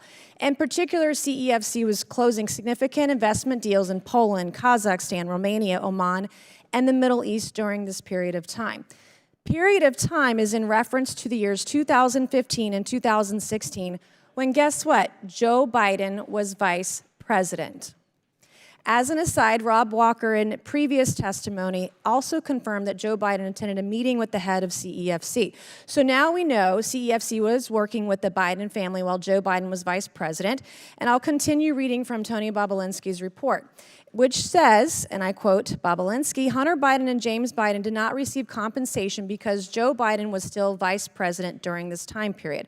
There is a concern it would be improper for payments to be made to Hunter Biden and James Biden by CEFC due to its close affiliation with the Chinese government.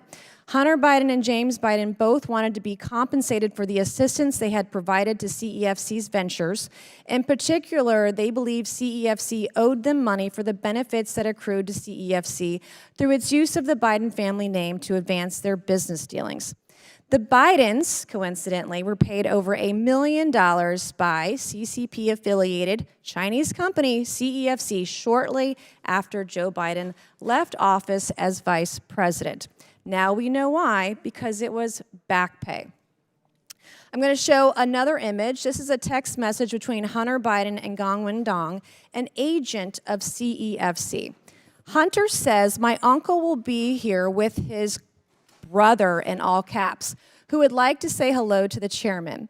He goes on, Jim's brother, if he's coming, wants to say hello. His uncle's brother. I wonder who that could be. I can't quite figure it out. Hunter puts brother in all caps, and it doesn't take a genius to figure this out, but since I'm not always dealing with geniuses, and Washington, D.C. has been illustrated today, I'll spell it out. The brother of Hunter's uncle, Jim, is Joe Biden. Why was Hunter so secretive about his father? I'm going to tell you why. It's because Joe Biden didn't want the American people to know he and his family were getting paid millions and millions of dollars from a company closely tied to the Chinese Communist Party. CEFC knew paying Biden family members was bad, so they covered it up.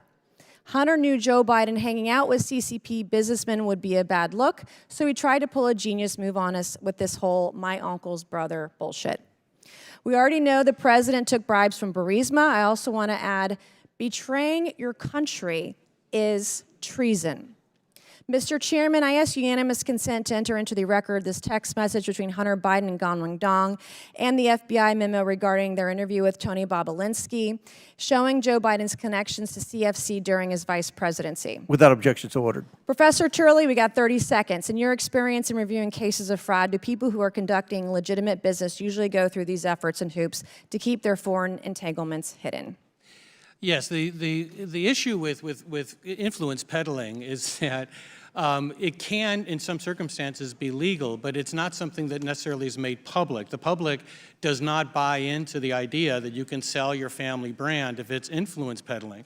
So what happens with influence peddling is that you often have the commission of crimes that conceal it, and to take steps so that it's not public. That may include, but it's not necessarily the reason in this case, but it may include the failure to pay taxes, the failure to register as a foreign agent. And part of the purpose of an inquiry is to see if there is a linkage between those acts and, more importantly, a linkage to the president. Can I briefly respond to the earlier attack? You may have additional questions. I don't want to take your time. Mr. Chairman. I'm sorry, the gentlelady's over time. Okay. But we'll work with you on that because I do think you need to respond to that ridiculous statement. Now, Chair recognizes Mr. Khanna for 5 minutes. Thank you, Mr. Chairman. Mr. Turley, you testified or in your written statement about best practices for the House, and you say that it's not legally required for the House to vote to have an impeachment inquiry, but it is a best practice. Could you explain why you think it is a best practice for the House to have that vote? Certainly. I think that what the courts have said is it's not required, as you noted, so it's not a condition for the initiation of an inquiry.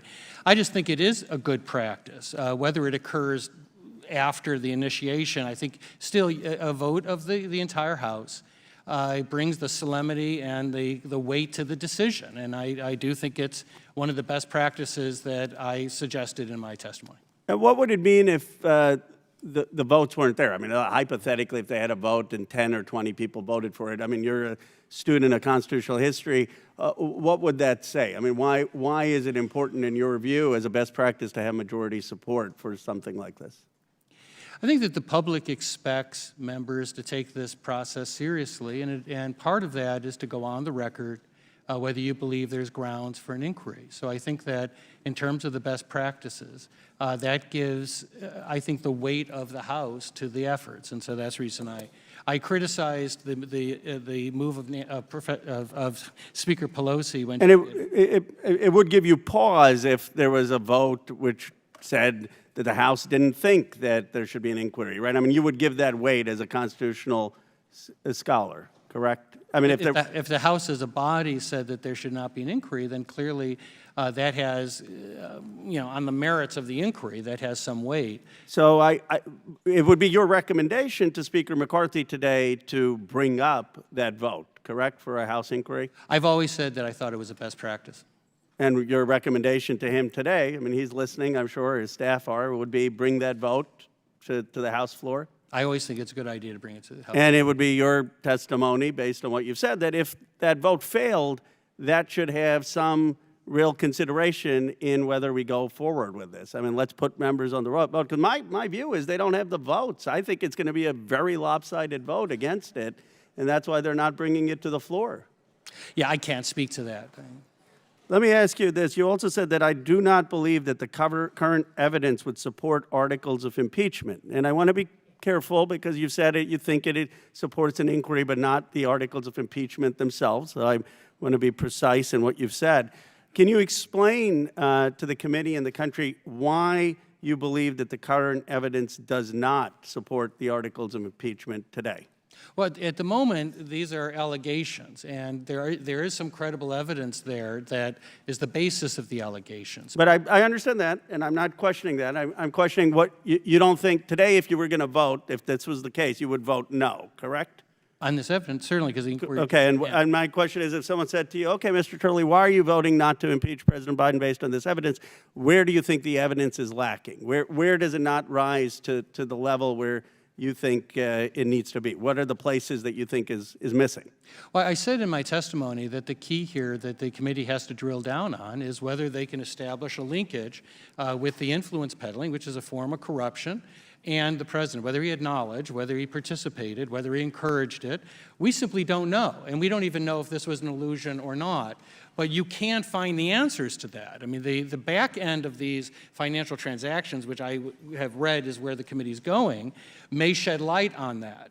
But without that type of nexus, then no, I don't. And currently, it's your testimony that that nexus has not been established, correct?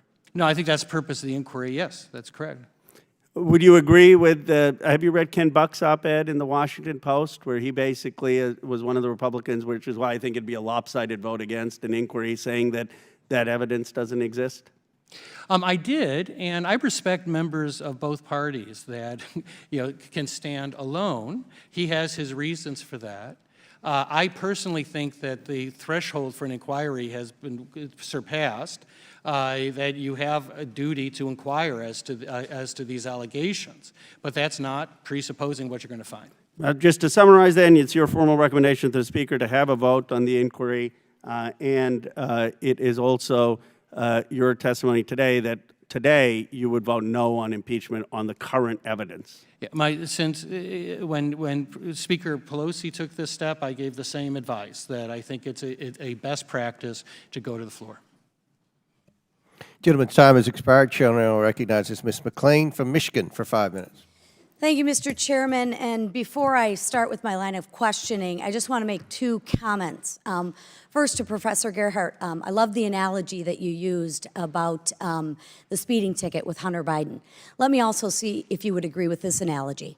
If a criminal pulls a trigger for a murder, he's guilty, right? And we can prove it. But don't you also agree with me if somebody ordered that hit, we would charge him too? It's interesting that you don't use that analogy. That's number one. Number I have two, a reason for not using it, but yeah. Yeah, because it doesn't fit the narrative is the reason. No, because number there's no two, evidence I'm of- amazed at, and I love the fact that Trump lives rent-free in the Democrats' heads every day. That is a beautiful thing, even though we're here talking about the impeachment inquiry of Joe Biden. With that said, I want to talk about the damning evidence of Joe Biden's role in his family's business schemes in Romania. While Joe Biden was president, he was directly involved in the United States policy and anti-corruption efforts in Romania. That's a fact. On May 21st, 2014, the then Vice President Biden delivered an anti-corruption speech in Romania, right? On September 28th, 2015, the president visited with the then Vice President Biden, the Romanian president visited with the then Vice President Biden at the White House to discuss anti-corruption efforts, right? Got a theme of corruption, anti-corruption, right? Gabriel Popovich, a corrupt Romanian oligarch, is the subject of a criminal probe. He's a subject of a criminal probe and prosecution for corruption and bribery in Romania. This committee has reviewed transactions showing that the Biden family received money from a foreign company run by this Russian oligarch, corrupt Gabriel Popovich. 5 weeks after the Romanian president visited with Vice President Biden, Popovich begins paying Hunter Biden and his associates, Rob Walker, through his company, Bladen Enterprises. The money from Bladen Enterprises is deposited directly into Robinson Walker LLC. Now, this LLC is directly operated by Hunter's known business partner, Rob Walker. These are all facts, right, that we found through the investigation. In November 2015 and again in March 2016, Hunter Biden, who is not registered as a foreign agent under FARA, meets with the U.S. ambassador to Romania. Red flag. Then, coincidentally, over $1 million flows to the Bidens. I'm not much for coincidences, and I don't think the American people are either. Let's run through the numbers together. Between November 2015 and May 2017, Bladen Enterprises deposited over $3 million into Robinson Walker's LLC business account. But then the Biden family accounts received more than $1 million from Robinson Walker's accounts after these deposits were made. Ironically, 16 of those 17 payments occurred while Joe Biden was vice president. Now, I think most Americans would find it suspicious that, ironically, these payments ended shortly after Joe Biden left office. Another coincidence. Mr. Chairman, I ask unanimous consent to enter into the record the Oversight Committee's May 10, 2023 Second Bank Records Memorandum showing Joe Biden's involvement in his family's business schemes in Romania. Without objection, so ordered. I see three problems here. One, while Joe Biden is touting anti-corruption efforts in Romania, Hunter Biden is employed by a corrupt Romanian oligarch. Interesting. In direct violation of FARA, Hunter Biden meets with the U.S. ambassador to Romania while being paid by Gabriel Popovich. What was Hunter Biden selling to the Romanian oligarchs for millions of dollars? I'd still like to see a contract of that. Professor Turley, I know I'm almost out of time, but you've previously said that Hunter Biden could be charged under the Foreign Agent Registration Act. Can you explain why? Gentlelady's time's expired, but please feel free to answer the question, Mr. Turley. Much of the conduct described in these disclosures does seem to fit what we saw with the charges of Paul Manafort in terms of being a foreign agent. Some of this does appear to be that type of lobbying on the part of Hunter Biden. The failure to register as an agent, of course, helped conceal that, but that's not necessarily the motivation behind it. The question is, should he have registered as a foreign agent during the course of this conduct? And it just seems to me, looking at the Paul Manafort indictment, that there's considerable overlap in terms of the type of actions taken. Perhaps there's a two-tier justice system. With Mr. that, Chairman, I yield back. may I ask unanimous consent to enter Ms. McLean's chart into the record? Without objection, so ordered. Chair now recognizes Mr. Mafume from Maryland for 5 minutes.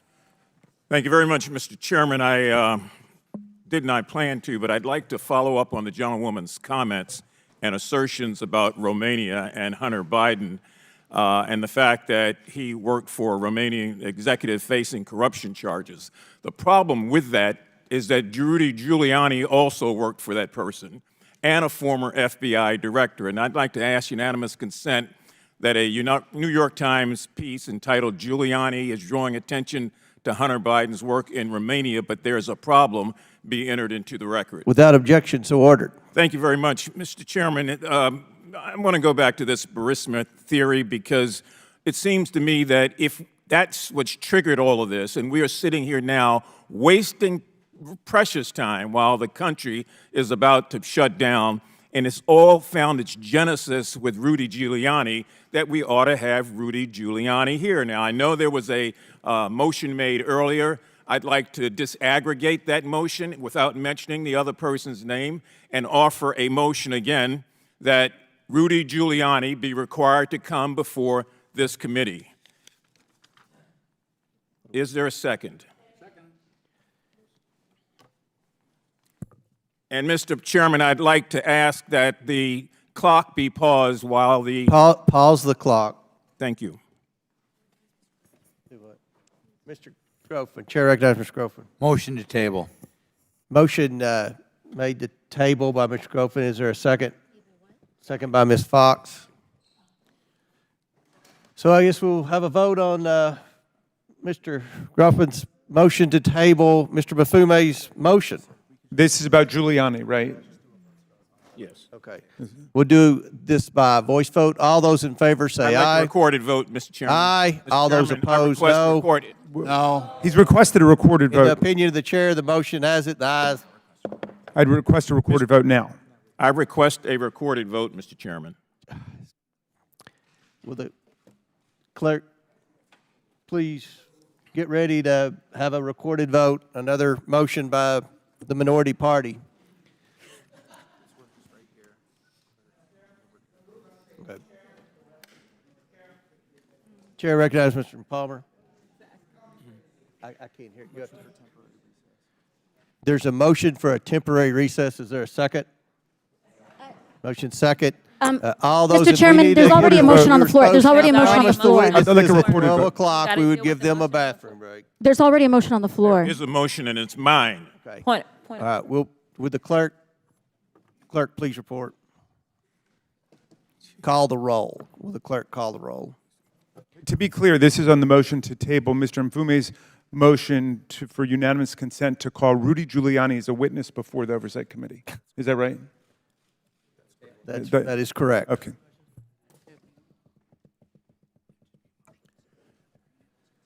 Mr. Jordan. Mr. Jordan votes aye. Mr. Turner.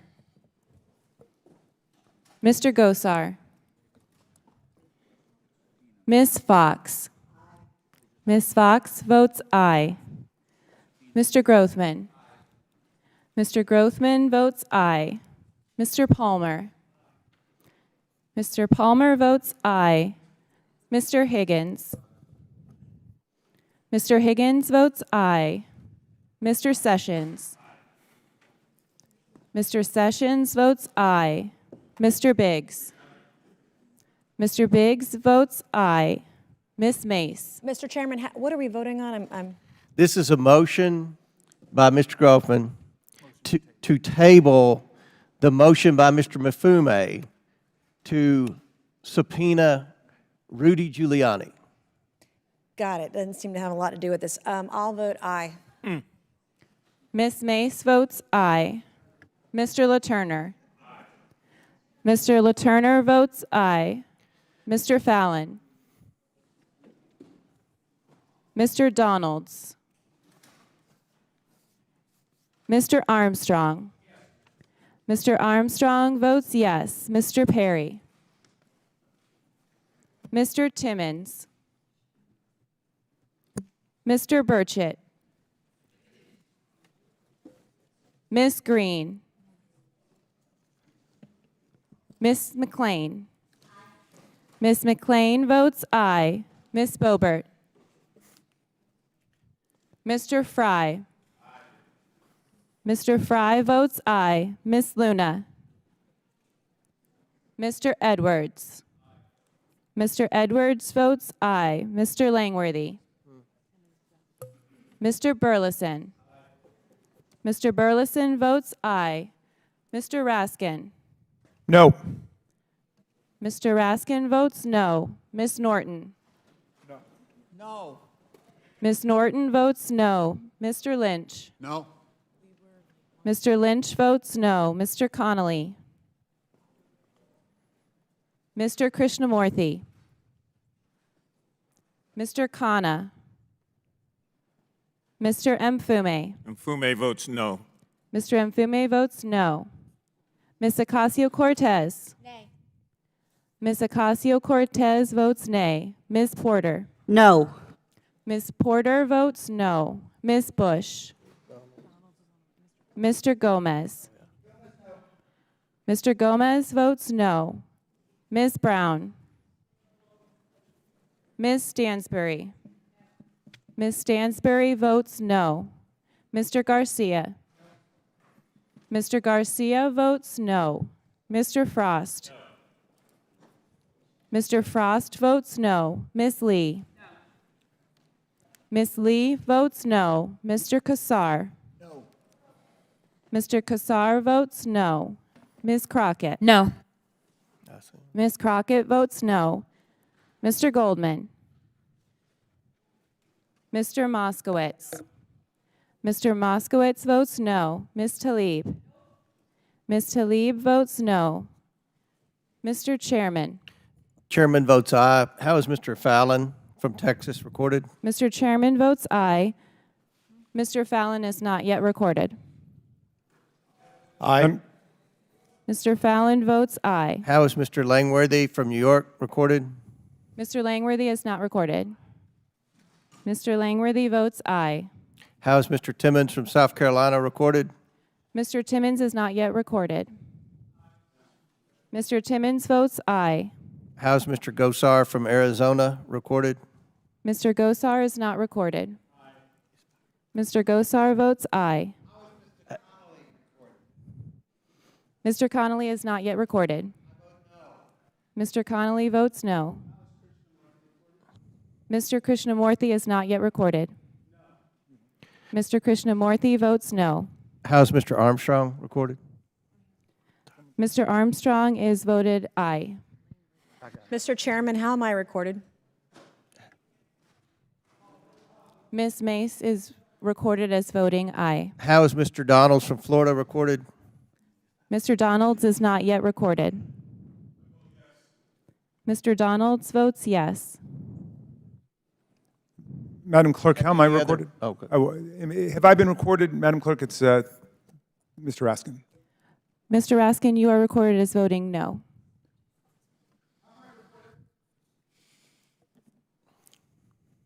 Mr. Gomez, you're recorded as voting no. How am I recorded? Congresswoman Ocasio-Cortez, how am I recorded? Ms. Ocasio-Cortez is recorded as voting no. Ms. Brown is not yet recorded. Okay. Ms. Brown votes no. All right, will the clerk please tally the votes?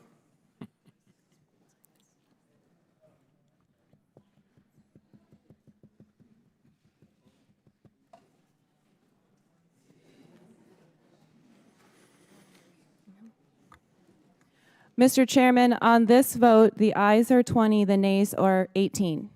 The motion to table passes. Mr. Bafume, you're recognized for your final 3.5 minutes.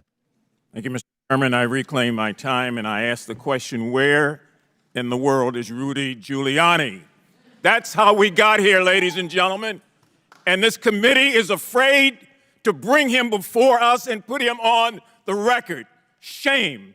And the question was raised, what does this have to do with it? It has everything to do with it.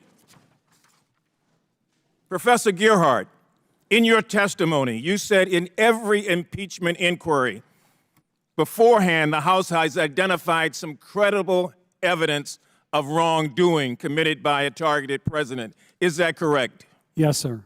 Professor Gearhart, are impeachment inquiries typically utilized as a frontline tool to go fishing or for the first time go seeking evidence? No, sir. Professor Gearhart, would you say that House Republicans have made an unprecedented overreach of congressional power?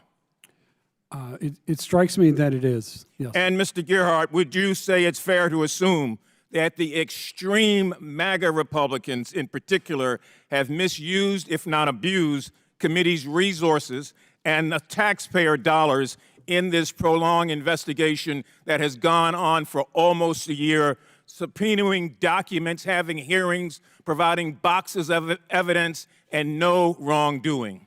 Sir, I appreciate the question. I'm not sure who the MAGA Republicans are. So. I can point them out to you. Mr. Now, Chairman, Mr. Chairman, I would ask that the Higgins. gentleman please point out the Republicans he's referring to. He said he could. I'm reclaiming my time. Ladies and gentlemen, this clock is showing what's happening to our country while we debate over and over and over again, not any wrongdoing by President Biden, but trying to link what his son may or may not have done to him. People are going to be hurt when this time runs out. This is not the Wizard of Oz when all of a sudden she turns over the hourglass while the Wicked Witch is standing there. These are children, these are women, these are military officers and soldiers and civilians, these are law enforcement officers, these are senior citizens looking for paychecks for Social Security. Why in the hell are we playing this game? And why don't we be honest? If it were so important, it could wait. This is what is important, protecting this government and protecting the people who pay taxes here. But we want to play games with all of this. So where is Rudy Giuliani right now? I'd like to know. And I'd like to know why we can't bring him before this committee, like we've brought these witnesses and everybody else. I yield back my time to the ranking member. Well, I want to thank the distinguished gentleman from Baltimore for his passionate and lucid comments here. And I appreciate the fact that you introduced a motion to subpoena Giuliani before I'd introduced a motion to subpoena Giuliani and Lev Parnas. Now, Lev Parnas wrote us a long letter saying that all of this is based on a fraud, a tissue of fraud. He went all over the world with Rudy Giuliani looking to find Is dirt. he alleging the China money was a fraud? Are you asking me to Romanian yield? money? Are you asking me to yield? I'm happy to yield for a second. What is your question, Mr. Chairman? What fraud are you? Well, I've introduced it in the record in case you haven't read it yet, the letter that Lev Parnas wrote to you and to me. In it, he called upon you to call off this wild goose chase. Because of China money that the Bidens have received?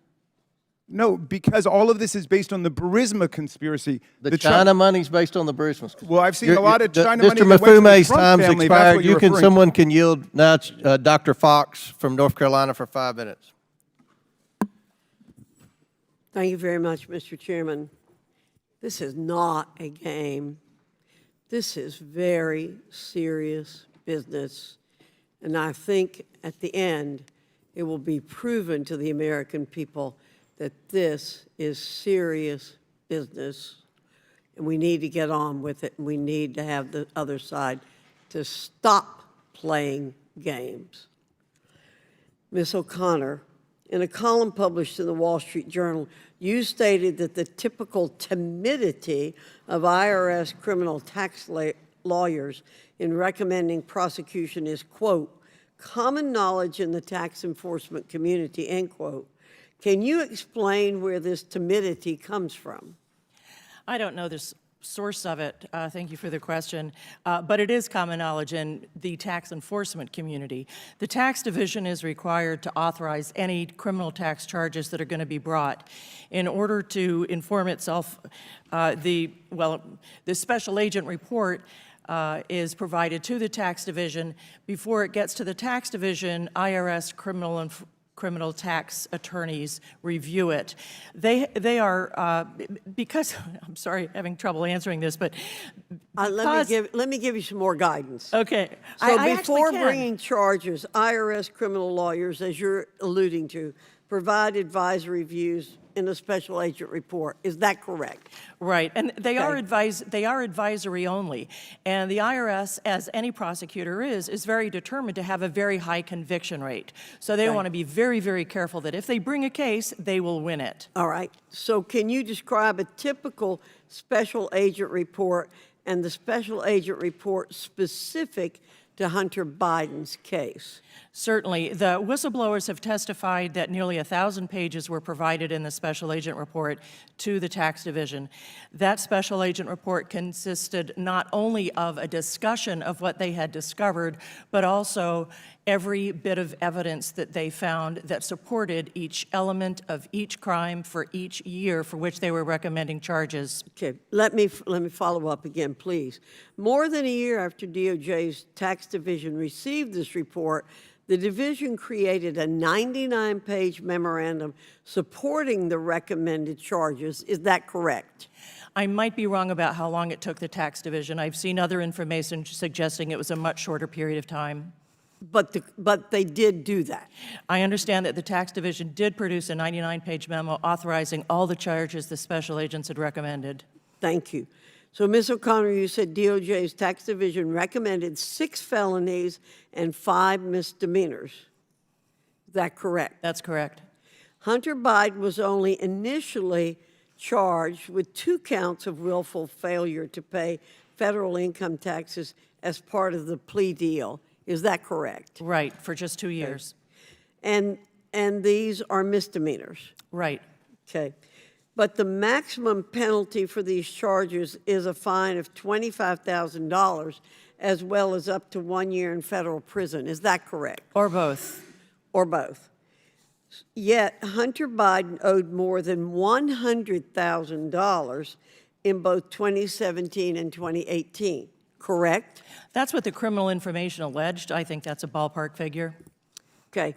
Based on the answers you just provided, it's extremely difficult to believe that an individual who is not the son of the sitting U.S. president would be treated this way. We're told the Department of Justice treats all citizens equally under the law. But based on the evidence this committee has presented, that is not what happened in Delaware. Based on your experience, would you agree that that's not what happened in Delaware? Exactly, and it was particularly galling because just in the next state, in New Jersey, a mechanic was being sentenced to 2 years for having not paid like $100,000 in taxes. So, in this case, there was not equal justice under the law being proposed. Absolutely not. It was totally unequal justice. That is not what this country stands for.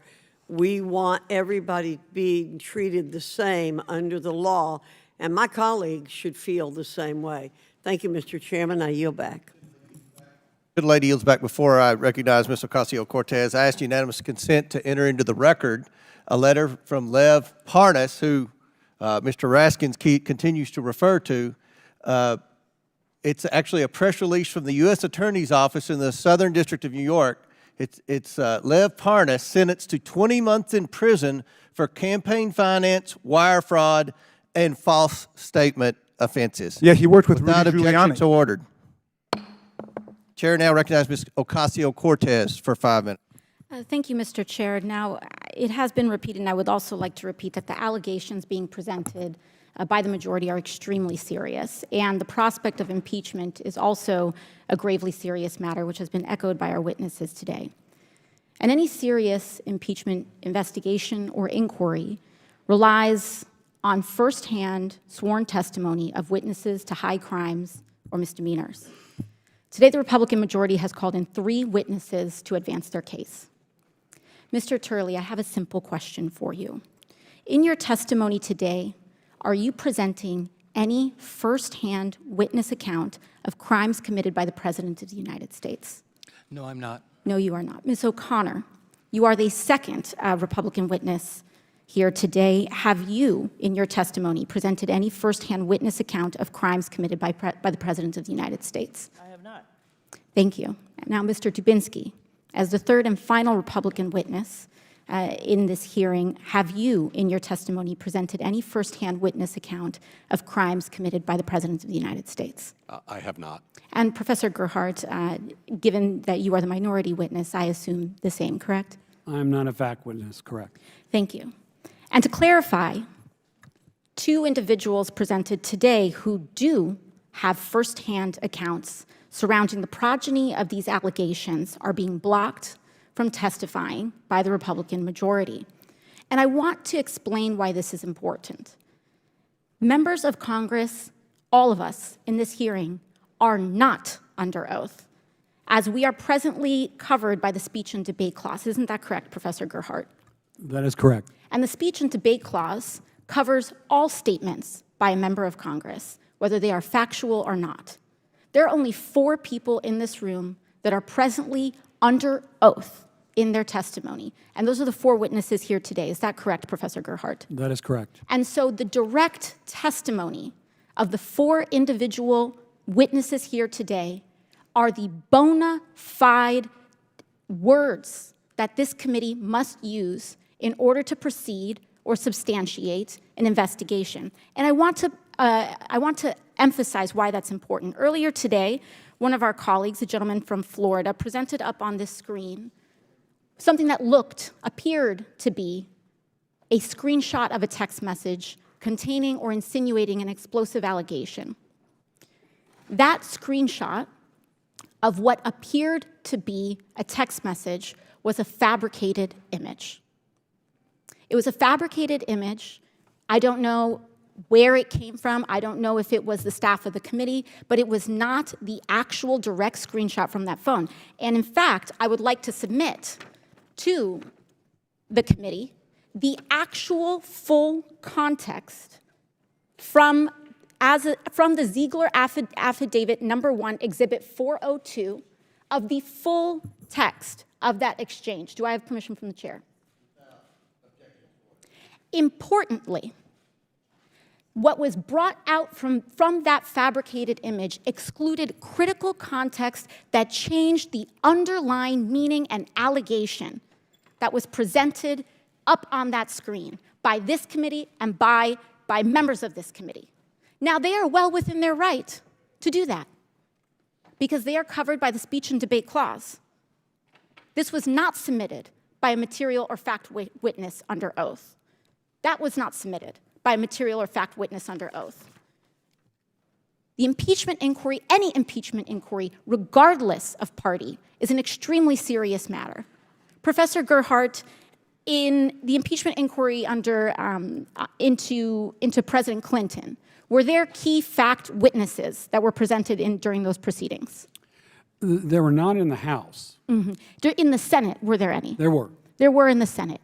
Now, in the impeachment, in the impeachment investigations with respect to President Trump, were there key material fact witnesses in the House?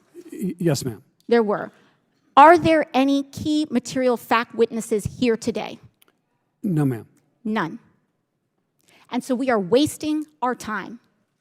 When we talk about a threshold of an impeachment inquiry, was there a House floor vote that had a majority of members of Congress that opened an impeachment inquiry into President Clinton? There was. There was. Was there a full House floor vote opening an impeachment inquiry into President Trump? In 2019. Is there one here for this one? Not for this one. There is not one here for this one. This is an embarrassment. An embarrassment to the time and people of this country. And I would ask that the chair and I would ask that this committee elevate to the promise of our duties here and comport ourselves with the consistency and practice that is required of our seats and our duty and our oath to our responsibilities here. And with that, I yield back. Thank you. Chair recognizes Mr. Goffin for 5 minutes from Wisconsin.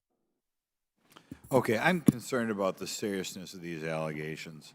And what bothers me a little is that I'm beginning to think Americans are beginning to think this behavior by the Biden family is normal. I'm kind of afraid that they're going to say, well, President Biden's a politician. They're going to look at the news with regard to Senator Menendez the last couple weeks, and they're just going to say this is how it works. I don't think it's the way it works. I think this is this corruption that appears to be, we have all sorts of smoke, maybe not fire, but all sorts of smoke, is almost an historic low for our country. And it deserves a strong response from this body. Look at Senator Menendez's latest indictment. There's no tolerance for putting yourself before your constituents, unless it seems your last name is Biden. I applaud my Democrat colleagues who've asked Senator Menendez to resign, but we know how that ends. There'll be a new Democrat to replace him, no political risk.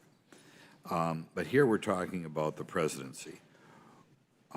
If the response is, well, Hunter Biden wasn't an elected politician, I have to know just what was Hunter Biden selling. We can't become numb to these facts. The allegations are extraordinary. In fact, I'm not aware of these type of allegations where we have a sitting president accused of bribery, accused of taking payments, whether it be directly or through his family. And these are not empty allegations. We continue to have evidence. Just look at what's come in just the past couple of days.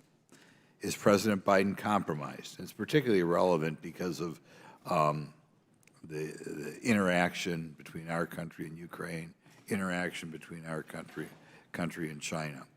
Doesn't look good, and the facts demand we continue to investigate.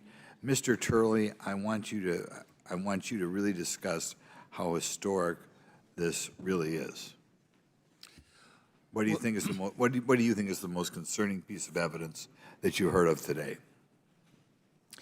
I think the most concerning, obviously, you have to start with the bribery allegation that was the subject of the FD 1023. Now, I say in the testimony that you have to only take that so far because you have a lot of information about a secondhand account. But when you put it into the context of this labyrinth of accounts and companies used to transfer money, and you have the statements of Hunter Biden, that's what makes this a credible inquiry. And the question is, did the president know? Did he encourage this type of corruption? And the key here, once again, which is what I stressed in the testimony, is you have to begin with a recognition that what Hunter Biden and his associates were doing was corrupt. That's what influence peddling is. It's a form of corruption that our country globally has combated. Now, the only question is for an inquiry is whether that body of corruption, which it is, also encompass the actions or the knowledge of the President of the United States. The only way you will be able to get that information is to follow this evidence. And what I suggest is you do so without any prejudice, you do so without any assumptions. In fact, I hope that the President will be able to show that there is no such nexus. But you won't get those answers until you ask these questions. So we're really obligated to have this inquiry. I believe it's your duty to determine if the President is involved in what is a known form of corruption. And that's what I believe has already been described. I believe many people have accepted that this was influence peddling in its rawest form. Okay, could you elaborate for us the impact bribery of a public official can have on the execution of their duties? And how about if it was the President? Can you explain why the American public ought to care about this? Well, you know, Alexander Hamilton talked about impeachment in Federalist 65 as a violation of the public trust. And that's really what this ultimately goes to. I'm hoping that there's not much disagreement that public corruption falls within an impeachable offense, because if it does not, then it makes a mockery of what the framers were talking about. You know, during the Clinton impeachment, Michael and I testified, and there was a lot of, I think, good faith discussion between us and the other experts as to the executive function theory and what constitutes an impeachable offense. I would hope that it would be agreed that if a nexus was established with the President, that he participated in the corruption of influence peddling, that it would be a potential impeachable offense, or it would be the basis of impeachment. We have millions of dollars flowing to the Biden family. That's been proven overwhelmingly. Are you aware of any precedent in this country where there's been any case of bribery and corruption of a public official or of a president of this magnitude? I mean, is there any historical precedent in this country where Gentleman's time's expired, but please answer the question, Mr. Turley. Certainly, this has the assumption, as the ranking member, has contested the degree to which all of this money went to the Biden family members. That has to be, as the ranking member said, it has to be established. But no, in terms of the figures, I've been a critic of influence peddling by both Republicans and Democrats for 3 decades. I've been writing about this a long time. Influence peddling is the favorite form of corruption in Washington, D.C., and this city is awash with it. But have I seen anything of this size and complexity? No. Just as an observer, no. But we still need to know the scope of this and whether all of these financial transfers link the President in any regard, and I'm not going to assume that it does.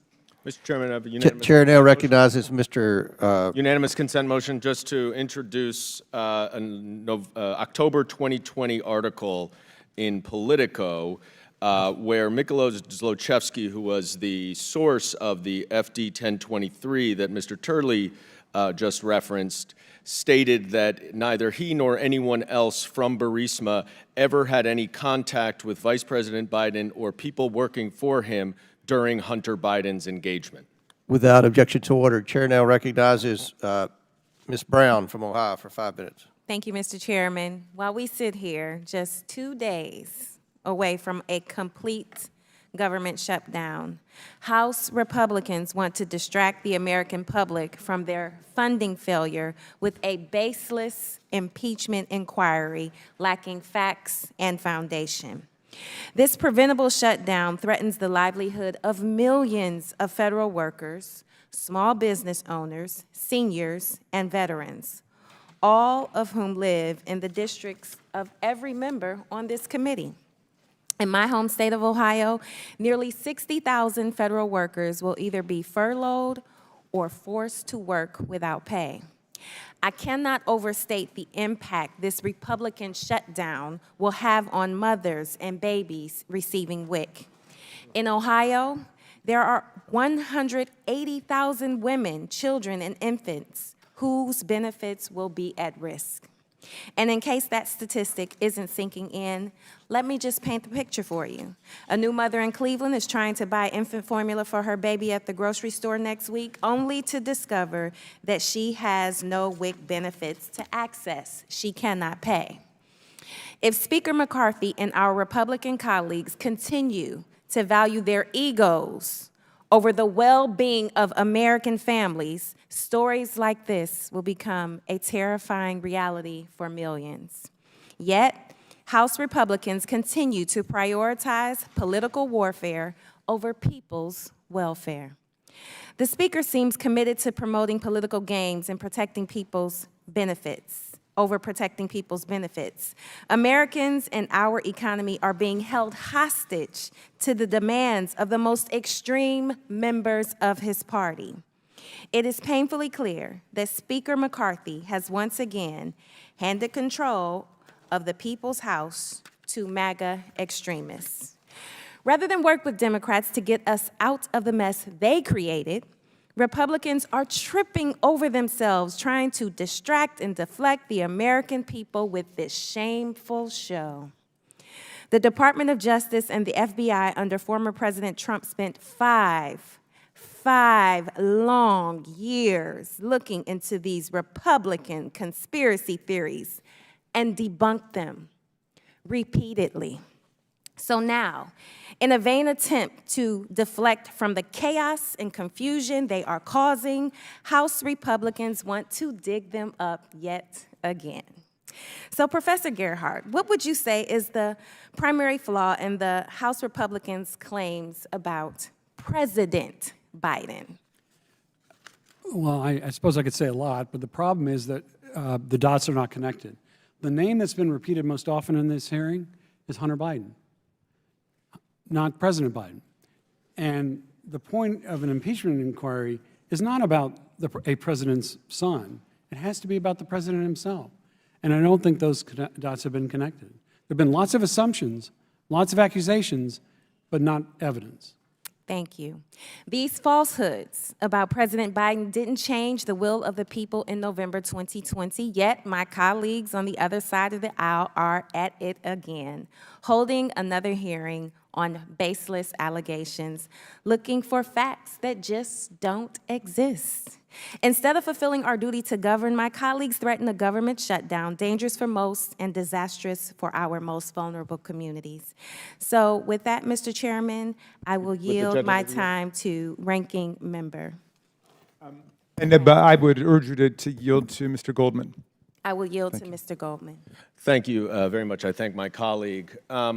Ms. O'Connor, I believe you testified before that the 99-page DOJ tax memo gave a full authorization for the charges. Is that your testimony? That is what the whistleblowers reported. Actually, the whistleblowers reported that it was a discretion finding.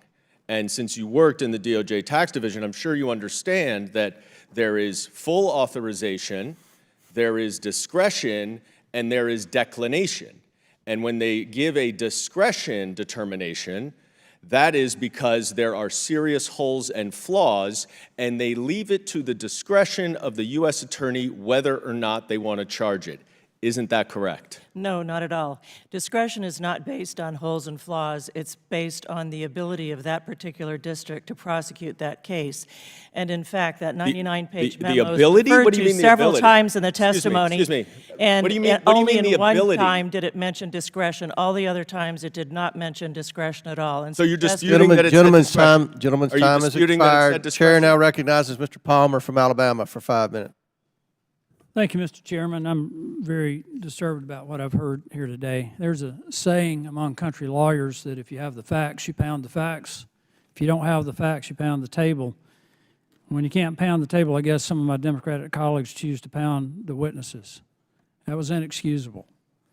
What just happened in this committee, attacking the witnesses personally instead of addressing the merits of the evidence being presented, indicates to me that my Democratic colleagues know the evidence is becoming increasingly conclusive. It reminds me of a line from a movie, A Few Good Men, Jack Nicholson, "You can't handle the truth." The evidence will either convict or acquit in any criminal proceeding or civil proceeding. If there's no wrongdoing, the evidence or the lack of evidence will support that conclusion. The problem of the suspicion of wrongdoing is compounded by the withholding of evidence, the misrepresentation of the evidence in hand, and the obstruction of an investigation but not denying access to information that would be or could be evidence. At this point, there's a growing public perception, and it's reflected in the polls, Mr. Chairman, that President Biden, his son Hunter, other family members, and business associates were engaged in some form of criminal activity. It is the responsibility of this committee to pursue the truth and report it to the American people. I'm not sure that's what's happening on the other side with my colleagues. It is vitally important that our efforts be conducted openly, without prejudice, with no other agenda other than arriving at the truth, regardless of our politics. It is vitally important. As Professor Turley has pointed out, you don't undertake an impeachment inquiry lightly. This has profound implications for the future of this country and our ability to govern ourselves. We have seen repeatedly obstruction efforts to deny this committee access to information that's material to this investigation. Now, I want to ask Professor Turley a question. In your view, could the promise of foreign access to any government official, whether it's the Vice President or anybody else, that only materially benefited a family member, could that be influence peddling? Yes, and as I point out in the testimony, courts have found that various benefits to family members can be attributed as a benefit to the principal. That has included everything from throwing a golf contest in the favor of a son of a politician to paying for gifts. In fact, I was lead counsel in the last Porteous trial, in the last impeachment trial for a judge, and that was the trial in the U.S. Senate. My client, Judge Porteous, was accused, among other things, of benefits going to his family. And so there's certainly precedent, not only in criminal cases, but in impeachment cases for making that next. Okay, I want to be more specific. If Vice President Biden used his office to influence domestic or foreign policy for the financial benefit of his son, even though Vice President Biden may never have received a dime, but it resulted in millions of dollars going to his son or his brother or other family members or business associates, and used his office to influence either domestic or foreign policy for their benefit, could that be a violation of the public trust? Absolutely. In fact, it's perhaps the most quintessential violation of the public trust, because you're not acting in the public's interest. It's a form of public corruption that this government, this country, has declared as corrupt in other countries around the world. Sir, I don't want to jump on your time because I know you all have important things to do, but I would like to respond to the attack that you mentioned. You may do so. Thank you, sir. I'd like to explain what that attack dealt with, if nothing else, for members of the committee than for my 3 children here, who may be a little surprised by what they just heard. As they, I think, know, I've spent my life challenging what is called morals legislation. What the Democratic member attacked me for are laws that dictate to others how they should live their lives. Some of those laws have been used against gay and lesbian couples. They've been used against minorities. The individual that the member described, I condemned. I represented the sister wives in a case challenging that law on the basis of individual rights. The trial court ruled in our favor and struck down that law the first time that type of law had ever been struck down. The 10th Circuit later dismissed on technical grounds. But I just want to end with one other thing, and that is, it's not going to make a difference. You know, this has become a pattern of witnesses, whistleblowers, FBI agents, journalists being attacked in Congress. It won't make any difference. It won't change the constitutional standard. It won't negate any evidence that you have. But at some point, you've got to say, enough. You know, that we have to have something, the public has to have something in Congress to look to have faith. And I have to tell you, it's not that I think that absurd attack meant any difference to my children or to the people that are watching. It makes a difference to our process. Witnesses should not have to... Mr. Chairman, I hate to interrupt Professor Turley, but could our witness get equal time then? Because we're over a minute over. Has Chairman, your I witness... think- Gentleman's time has expired. He responded to the false allegations by your members, and I apologize for how you all have been treated. I apologize to the American people watching this hearing for the parliamentary stunts that the other side has pulled. I think people in America care about public corruption. The title of this hearing is an impeachment inquiry. And I think that Mr. Turley's done a good job explaining the basis for why we need to take impeachment inquiry and move forward. We have led this investigation, and now we need the impeachment inquiry status as we move forward to get the information that we have been obstructed by this administration and by this family. And that's what the purpose of this hearing is. Don't create another false narrative. With that, the chair recognizes Thank you, Mr. Mr. Gomez Chairman. from California.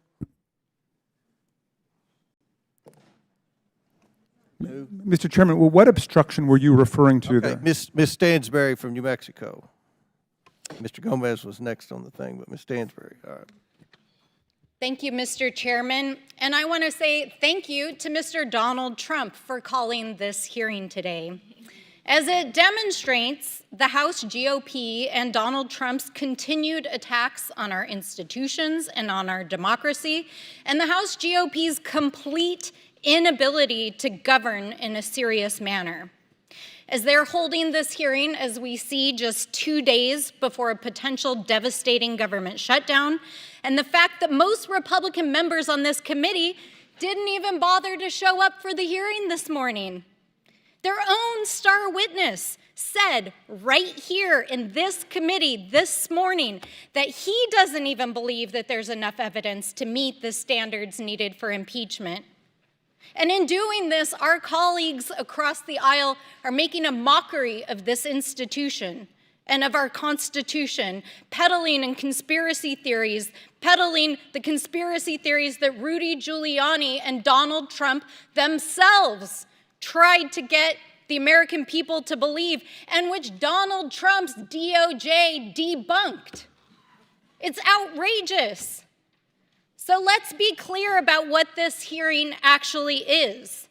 It's an effort to undermine our democracy, to diminish Donald Trump's own 2 impeachments, his first impeachment for trying to illegally bribe a foreign government to help him with his campaign, and the second for a deadly insurrection in the halls of this Capitol after he asked his followers to tear through the halls of Congress, which they did with zip ties looking to execute the former vice president. And we know that Donald Trump has called for this impeachment inquiry because we have the direct evidence from his own social. You can see it right here. He says, impeach the bum. And we also know that he's been directly coordinating with members of this committee, as reported by the New York Times. Right here, a member of this committee has been briefing Donald Trump on this inquiry. We also know that if Donald Trump doesn't get his way, he wants his loyalists to shut down the government. How do we know that? Because he posted it right here on his social media. And his loyalists in this committee, who are doing his bidding for him today, retweeted it. And in fact, it actually says right here that the reason why they want to defund the government and impeach is because this is the last chance to defund these political prosecutions against me. So folks, this is not a serious inquiry. This is not a serious hearing. In fact, The witnesses here don't even believe there's enough evidence to impeach. Their own members don't even believe there's enough evidence to impeach. In fact, they refused to hold a vote on the floor of the House of Representatives because they didn't have enough Republican members who would vote for it. That's why we're here today. It's outrageous. So what is this hearing actually about? It's a campaign strategy. It's a misuse of official resources. It is this committee and loyalists of Donald Trump doing his bidding to bolster his chances of winning back the White House and securing their majority in the next election. And in the process, to diminish the name of impeachment, which is enshrined in the US Constitution, which we take an oath to uphold, and to make Donald Trump's crimes, including his 2 impeachments and his 91 criminal indictment counts, look like they're not serious crimes. When you think about it, it's chilling. It's truly chilling. It's another attack on our democracy and our institutions. It's another attack on fair and free elections and the use of this committee to try to carry it out. So I just want to say, I think it's obvious who the grand puppet master is here. He tweeted about it on his own social. And we see the long arm, but little hands, of Mr. Donald Trump, whose fingerprints are all over this hearing and this sham impeachment. But we know that the American people are smart, that they're not going to be fooled by what's happening here today, and especially as they shut the government down in 2 days with catastrophic impacts for our communities. And with that, I yield back. Chair now recognizes Mr. Higgins from Louisiana for 5 minutes. Thank you, Mr. Chairman. Mr. Turley, Professor, we're going to be moving quickly here. Let us retract from the absurdities of 21st century Twitter. Let's go back to 1787. Shall we? Article 2, Section 4, the President, Vice President, and all civil officers of the United States shall be removed from office on impeachment for and conviction of treason, bribery, and other high crimes and misdemeanors. But high crimes and misdemeanors is not and never has been limited to indictable criminality. Mr. Turley, Professor, please tell us briefly, sir, what was the actual meaning in 1787 of high crimes and misdemeanors? Well, this has been a matter of obviously robust debate for many decades. What we do know is that there were various terms that were offered and were rejected, the most famous being maladministration, and James Madison was uncomfortable with that. But they were also uncomfortable with limiting it to like treason and bribery. Exactly. It was never designed to be limited by writ of statute. Was it, Professor? Would Madison argue that, quote-unquote, betrayal of trust to foreign powers is an impeachable offense? There are references to that type of betrayal of trust, but also if you take a look at past impeachments, they have gone to the violation of public trust, including the use of office to perpetuate false accounts or to obstruct this body. Agreed. So impeachment is a mechanism of our congressional authority. It's not a criminal proceeding, is it, Professor? It's not. What I've said previously is that I happen to believe you should start with the criminal code and look at things that would be crimes for others, because those resonate the most in terms. And those criminal code violations would be revealed through the investigative effort of the congressional endeavor to inquire into impeachable offenses like this hearing. Would you agree? That's right. This is the moving start. quickly. There's one of the gentlemen said there's no credibility to this evidence. Let me say, as an investigator, there's perhaps no category of evidence that's more credible than bank records. And bank records is what we're working with. The House Oversight Committee, Judiciary Committee, Ways and Means Committee are investigating highly suspicious money transactions from foreign powers through shell companies to Biden family members. There's nothing more credible in an investigative effort, good sir, than bank records. I'm going to read from an email from Assistant United States Attorney Wolf, released by the House Committee on Ways and Means yesterday, identified as Exhibit 202 of the IRS whistleblower investigation. This email shows Ms. Wolf prohibiting the investigation team from looking into political figure one. Let me clarify that during that investigation, political figure one was the pseudonym agreed upon by the investigative team, the FBI, the DOJ, an IRS investigator. Political figure one is not a pseudonym created by Republicans or Democrats. Political figure one is President Biden, is Joe Biden. Leslie Wolf, as a priority, someone needs to redraft Attachment B. There should be nothing about political figure one in here. This is a response to an email delivered by Joshua Wilson, FBI agent, that said, please see the attached draft for Blue Star search warrant. Blue Star Strategies is a longtime Democrat lobbying firm that Hunter Biden used to put pressure on U.S. government officials to end the investigation and protect Burisma. The Department of Justice was investigating Blue Star for these activities and allowed to retroactively register as a foreign agent. Today, no one has been held accountable at Blue Star. That happened during 2020, just months before your presidential election, America. You should be very concerned about this. Mr. Turley, based upon the constitutional parameters of the House of Representatives, do you agree that our Oversight Committee, Judiciary Committee, and Ways and Means Committee should be judiciously investigating reasonable suspicion of impeachable actions by President Joe Biden? I do. I think it is your duty to get answers to these questions and to see if the president was involved in what I think is a confirmed corrupt influence peddling effort. Okay. Thank you, Mr. Chairman. My time has expired. I yield. Chair now recognize Mr. Garcia from California for 5 minutes.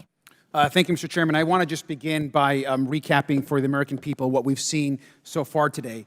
My Democratic colleagues have done a great job of showing that there's absolutely zero evidence linking President Joe Biden to any wrongdoing. Zero, none. This hearing is a complete waste of time 2 days before a MAGA government shutdown. And we also know that Hunter Biden never held any sort of public office. And there is no evidence that he ever influenced any kind of policy in the White House. There's no evidence that he and his father's finances were ever linked. And we've spoken to many witnesses to prove that. And in fact, none of the witnesses here actually have any direct evidence that there's any sort of wrongdoing, and that was repeated here by these witnesses. So instead, we're back to falling on MAGA conspiracy theories that Rudy Giuliani parroted over and over again. This farce is all about House Republicans trying to re-elect their beloved leader, Donald Trump. And what I want to know is why we're not actually investigating real family corruption. They want to attack President Biden's family, who actually never worked in the White House, which is incredibly hypocritical. Yet we have not yet talked about these guys that actually worked in the White House. And in fact, I want to talk about Jared Kushner, who's right over here. We know that Jared Kushner, who's Donald Trump's son-in-law, was given enormous power in the White House. When Jared joined the White House, he was so unfit and unqualified and with so many conflicts of interest, he couldn't even get a security clearance. His father-in-law, Donald Trump, had to intervene, overriding national security officials.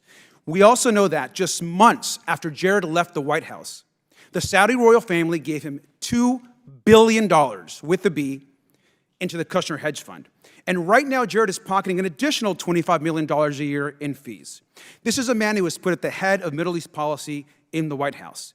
We know he personally intervened to give the Saudis a $110 billion arms deal that was opposed by folks all across the government. He supported the Saudis with their brutal war in Yemen, even after they murdered Jamal Khashoggi, a journalist, of course, who was an American resident. The Saudi crown prince bragged to other heads of state that Kushner, and I quote, was in his pocket. Even Trump's first Secretary of State complained that this is inappropriate. Now, Jared delivered for the Saudis over and over again, and he was rewarded. Even advisors to the crown prince advised against the $2 billion hedge fund investment, yet he went forward anyways. So we know that Jared Kushner, a senior White House aide and Donald Trump's son-in-law, was doing favors for a foreign government. Now, this is actually an enormous family scandal that this committee should be investigating. And I think Chris Christie put it well when he said that the grift from this family, the Trump crime family, in my opinion, is breathtaking. You also need to take my word for it. But this is actually what our committee chairman actually said about the Kushners. I'm just quoting our chairman. I have been vocal that I think what Kushner did crossed the line of ethics. Now, Mr. Chairman, I completely agree that the Kushners crossed the line of ethics, and I want to know what we're going to do about it and when that hearing is actually going to be here in front of us. See, if we're not too busy, maybe next week during the Republican MAGA shutdown, we can actually have a hearing with Jared Kushner, which is clearly in a very corrupt arms deal here, a deal around his investment firm. And the chairman can also be involved in that since he also thinks there's problems. Now, we do know today that we're not here because of any wrongdoing of President Biden, but because this is all part of Donald Trump's campaign. And his most extreme allies, including some members of this committee, are now retaliating. In fact, some members have been trying to impeach the president since day one. Now, this is a tweet here. I'm going to read it. It says, 2 years ago, I introduced articles to impeach Joe Biden on his first full day in office. We will impeach Biden, bolded with an exclamation point, and you see the actual resolution here. So we have the receipts to prove it. There really is no reason why. They don't care why they want to impeach the president, but they've been trying to do it now for years. Here you have, of course, a member of this oversight committee posting about introducing articles of impeachment on President Biden's very first day in office. And now the Speaker of the House is empowering these people in a desperate attempt to keep his job.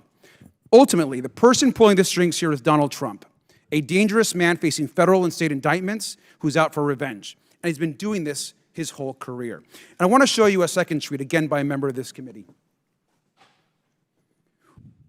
They're trying to expunge Donald Trump's impeachment, as you can see here, which is also unconstitutional. I'm going to read this tweet. Expunge the wrongful Trump impeachments. Impeach criminal Biden. These are political stunts to appeal to an extremist base, and they seize control of this conference. If we don't act, they'll threaten our democracy again. This impeachment is a farce with no evidence, and with that, I yield back. Mr. Chairman? Chair recognizes. Mr. Chairman, I would just add to the Jordan. gentleman's remarks that Jared Kushner was a key player in the historic Abraham Is this a point of Accord. order? Oh, excuse me. Is this a point of order? Chair now recognizes Mr. Sessions from Texas for 5 minutes. Mr. Chairman, thank you very much. Mr. Gerhardt, you had been asked a question earlier that I heard a quick reply to, and the question was about the timing of a government shutdown and an impeachment. You quickly responded, never. Do you want to revise or extend that remark about the timing of a government shutdown and an impeachment occurring at about the same time? And you said never. I understand the question, and if you're talking about 2019, I am. there was not a shutdown. There was not. There's not now. I understand, but There's not now. So the people on this side are simply taking advantage of your answer. In fact, the indictment, the impeachment of Donald Trump was December 18th, 2019, and then the president signed the funding of the government December 21st, 2019, 3 days later. So the question that you were asked, perhaps you responded to correctly, never. But in fact, there is a nexus that suggests that people on this side of the dais are taken the wrong way. Second, Mr. Chairman, I also find that some of our members are talking about baseless accusations of a government shutdown. All you have to do is go to Google, Ohio, to apply it for WIC, which was the supposition brought up, can be gathered in all 88 Ohio counties. It is run by the state of Ohio, not the federal government. I think that we need to be careful when we make accusations here. Thank you very much. Ms. O'Connor, you have a history of understanding tax implications and inside the Department of Justice. These are serious matters, and when they Would you yield to the gentleman? I will Gentlewoman not. from Ohio? I will not. Just there, okay.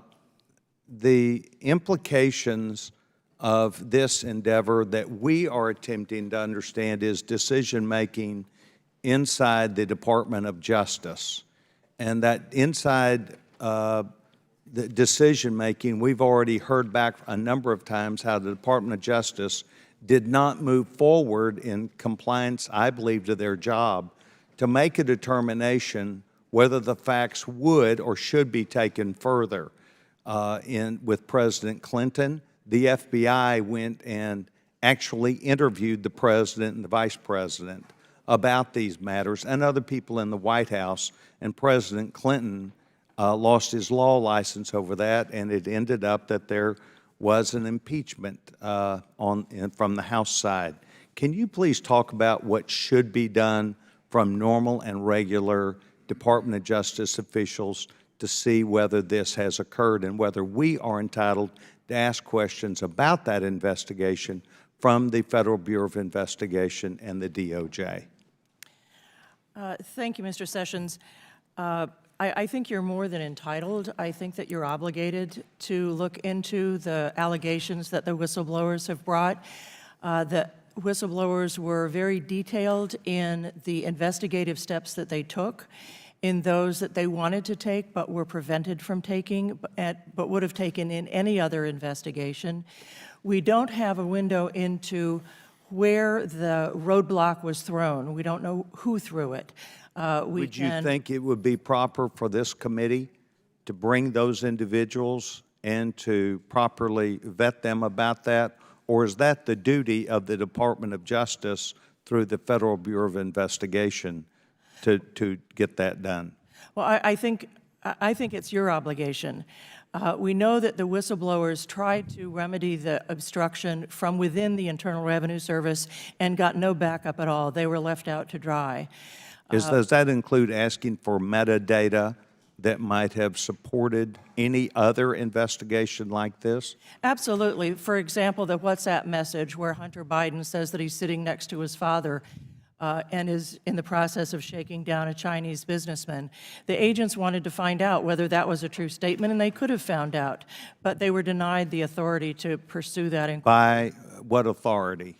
We don't know exactly. All we know from the testimony is that they would request search warrants. They would So, be Mr. told, Chairman, let the record reflect this as an inquiry for us to make a determination. Mr. Chairman, I'd also ask Absolutely. unanimous Without objection consent to order. Placed into the record the articles which I had previously provided to this committee in testimony. Mr. Chairman, Without objection another to order. unanimous consent motion. I'd like to offer a press release from the same Southern District of New York that you introduced for Lev Parnas that's entitled, Devin Archer sentenced to a year and a day in prison for the fraudulent issuance and sale of more than $60 million of bonds. Devin Archer, Hunter Biden's business partner and best friend? That's correct, sir. Okay. Without Your objection star to order. witness. Yes, Chair- your star witness. Chair recognizes Mr. Gomez from California for 5 minutes.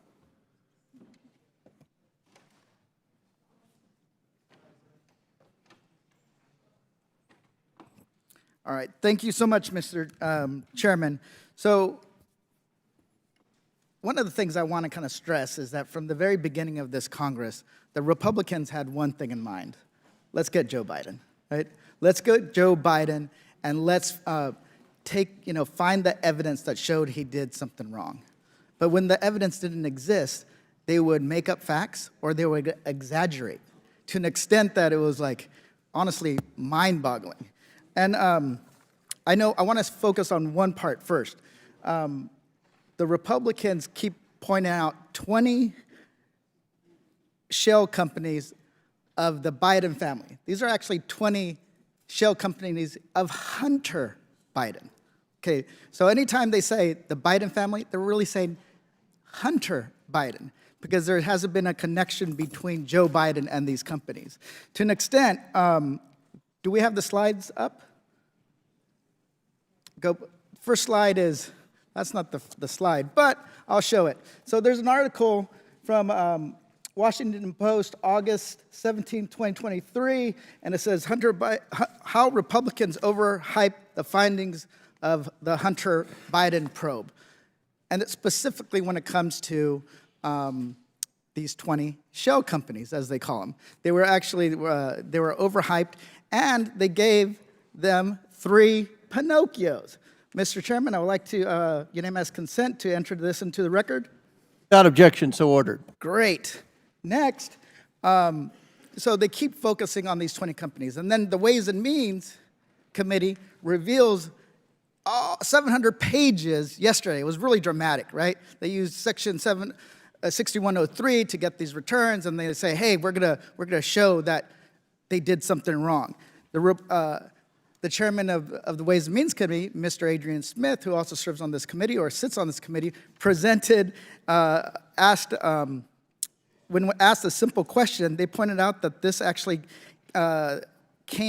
the WhatsApp message of Hunter Biden allegedly was sent in 2017 when Joe Biden wasn't even president, when Joe Biden wasn't even running for president. So unanimous consent to enter another article by Yahoo News. NBC reporter destroys GOP lawmakers' evidence against Joe Biden without even trying. Without objection, so ordered. Thank you so much. So let's dig into these 20 businesses. 20 companies. That's a lot of companies for an average American like myself. You know, I got a W-2. You know, I filed my income taxes. My wife and I have simple returns. But when it came to President Trump, how many companies did he have? Anybody want to take a guess? Ms. O'Connor, how many companies did Mr. Trump have? I have no idea the number, but I know Okay, they all stop. did something. I reclaim my time. Thank you. I reclaim my time. Reclaim my time. See, you can't even answer a simple question, right? He had over 500 Will the gentleman yield? No, I will not. Oh. He also had over 500 companies. Over 500 companies. I looked at the tax returns. Why? Because I was on the Ways and Means Committee, and I got to actually dig into it.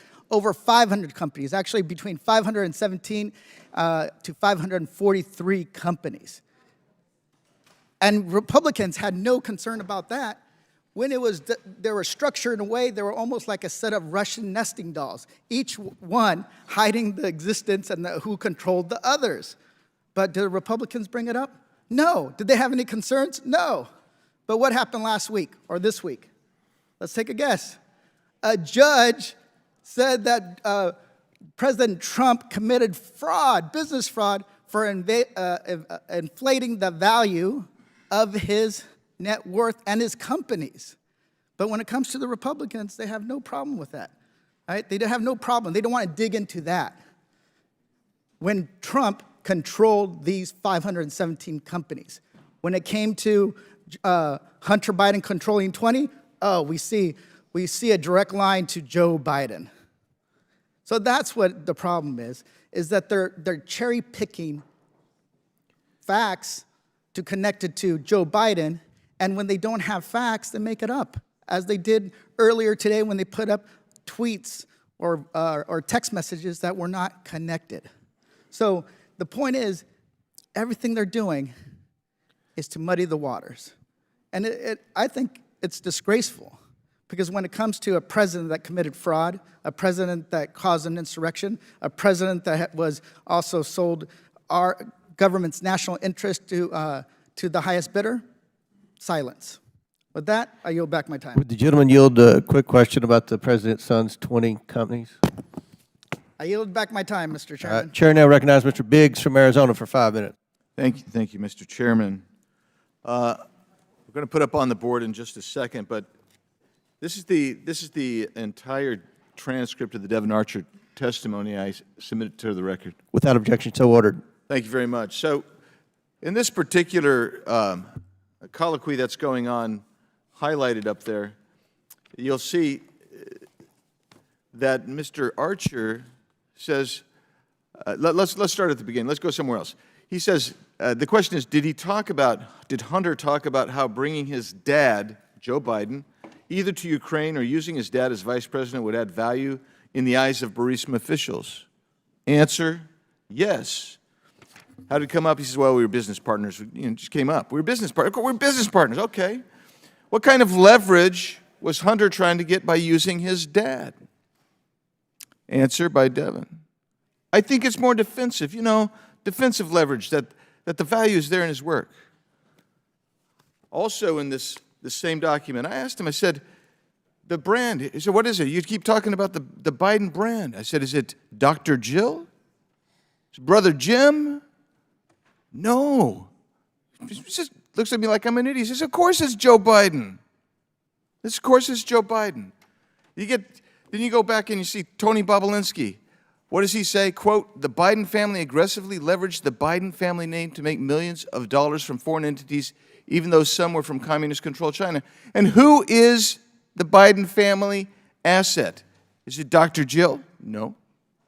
Brother Jim? No. Any of the grandkids that got money from foreign companies? No. None of those folks. None of those folks. Then you get the stuff released from Ways and Means yesterday. This is Hunter Biden saying to his uncle Jim, BS, Jim, all around BS. Explain to me one thing Tony Bobulinski brings to my table that I so desperately need that I'm willing to sign over my family's brand. What's the brand? Joe Biden. And pretty much the rest of my business life. Why? Because that's the only product I got. Joe Biden, the vice president at that time. It's plain English. I'm cleaning it up a little bit. There's a lot of swear words in there. Why would I give this marginal bully the keys to my family's only asset? Oh, okay, but we're told that there's nothing linking him. So I got to ask this question. Ms. Turley, I'm going to ask you a question. If the brand and what you're selling is Joe Biden, the then vice president, and if Joe Biden or his family is receiving some kind of benefit by the sale of access or, I'll leave it there, selling of access or even the illusion of access to Joe Biden, what does that lead you to conclude? Well, if you look at actual cases that I've cited in my testimony, benefits to family members can be viewed as a benefit to the principal. So there's not much debate about that. The issue of the inquiry is whether there has been let me stop say there has been progress in the last few weeks, in that many people after the Archer testimony said, yeah, I get it, it's influence peddling. Some have said it's the illusion of access, which is... That's the new defense. Yeah. Is that illusion? But I think that calling it by its correct name is important, and it is a form of corruption. The benefits to the family members can be attributed to the principal, even under the higher standard of criminal cases. So what remains is the question is, did the president know that, direct that, participate in that? Well, we know that he made 20 calls to business associates. We know he's having dinners with those associates, which leads me to the follow-up question, which I think is critical here, because these guys are looking for the gold bars or the cash stuffed in the Menendez coat. That doesn't happen very often, in my experience, having tried a lot of cases. So my question for you is, tell us about when you have circumstantial evidence vis-a-vis direct evidence. What's its value?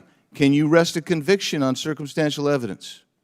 You can. One of the things I point out, though, in my testimony is the Supreme Court has narrowed some of the elements on things like bribery, denial of honest services. Those elements are now narrower than they were. But it is notable in the Menendez indictment that they brought the conspiracy on honest services, that they still believe that these types of gifts obviously can be based on a conspiracy theory. But you're clearly correct. I mean, if the allegations against Senator Menendez are true, that's really sort of old school bribery. Not since Jefferson and his freezer have we seen that type of raw evidence. Today, it's a lot more sophisticated. I think everyone in this room has to acknowledge that influence peddling is the favorite form of corruption in Washington. I think that's unassailable, and it's much more sophisticated than handing over gold bars or whatever is alleged in the Menendez case.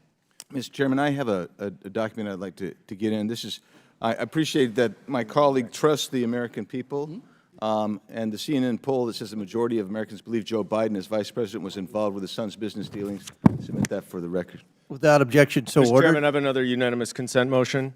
I'd move with unanimous consent to introduce an order from the Supreme Court of the State of New York from Tuesday where the Trump Organization was found liable for fraud, and is specifically on page 28 where there's a paragraph entitled, quote, "The Trump brand premium that was increased the value of Trump assets by 15 or 30% according to the Trump Organization." Without objection, so ordered. Chair now recognizes Mr. Frost from Florida for 5 minutes. Thank you, Mr. Chairman. An impeachment inquiry is a grave undertaking that is supposed to be in response to evidence of a crime. Mr. Chairman, you have questions. Many of my colleagues on the other side of the aisle in this hearing have questions, but questions are not the basis for an impeachment. Evidence is. Mr. Turley, on September 1st, Speaker Kevin McCarthy said that he would not launch a fake impeachment inquiry, a sham impeachment inquiry. But then on September 12th, just 12 days later, he completely changed his mind. My question is why? In those 12 days, did hard evidence appear that clearly and directly links the President of the United States, Joe Biden, to a crime? I can't answer as to what was it that pushed the Speaker to make the decision. The courts have said you don't have to have that vote on the floor. I think it is a best practice. But I'm very interested in those 12 days. And we know you're not a fact witness and you're talking about things that are already public. But is there anything that came up in those 12 days that linked the President of the United States to a crime? Yes or no? I don't have any recollection of those 12 days. Yeah, nothing. I can tell you it's nothing. And we've heard even from you that this is why we have this impeachment inquiry. But let's be clear, this inquiry has been going on since the day we got here. Since the day I was sworn in at 2 a.m. on a Saturday night, this impeachment inquiry started. Let's pull back the curtain on what's really going on. There's no evidence of crime, only desperation and political pressure. This is what's going on. The far right called for the sham impeachment hearing with no evidence at the beginning of this year when we first got started. This impeachment inquiry has been going on. This is not the first hearing we've had in relation to this. On September 1st, the Speaker of the House, Kevin McCarthy, says, no, we're not going to do that. We don't have the evidence. We don't have the votes for it to pass on the House floor. We're not going to do it. A good decision, in my opinion. But then just 12 days later, 12 precious days later, something happens. I'm not sure what, but something happens because then the Speaker of the House, Kevin McCarthy, comes out and says, yes, we will do an impeachment inquiry. So what happened between these 12 days? It's very simple. 3 threats from members of his own caucus at the direction of former President Donald Trump changed his mind. Number one, the threat to force a vote on impeachment, which would lose on the House floor and be another embarrassment in the long list of embarrassments this Congress for the Speaker of the House. Number two, they would threat to shut down the government, something that will happen in just 2 days. And number three, and this is the one that really got to him, they said, you about to lose your job. And they said, we will remove you as Speaker from the House. And that scared him so much that Kevin McCarthy, the Speaker of the House of the United States of Representatives, third in line of the presidency, completely caved due to the threats of people within his own caucus. This fake impeachment is based on desperate political calculation, not any evidence. And Mr. Chairman, you say this hearing is to establish the basis for this fake sham impeachment hearing, but these witnesses are not giving us any basis or giving us any evidence or giving us any solutions. Mr. Turley's They are testified giving us several times. I reclaim my time. I have to stop because that's not a true statement. I reclaim my time.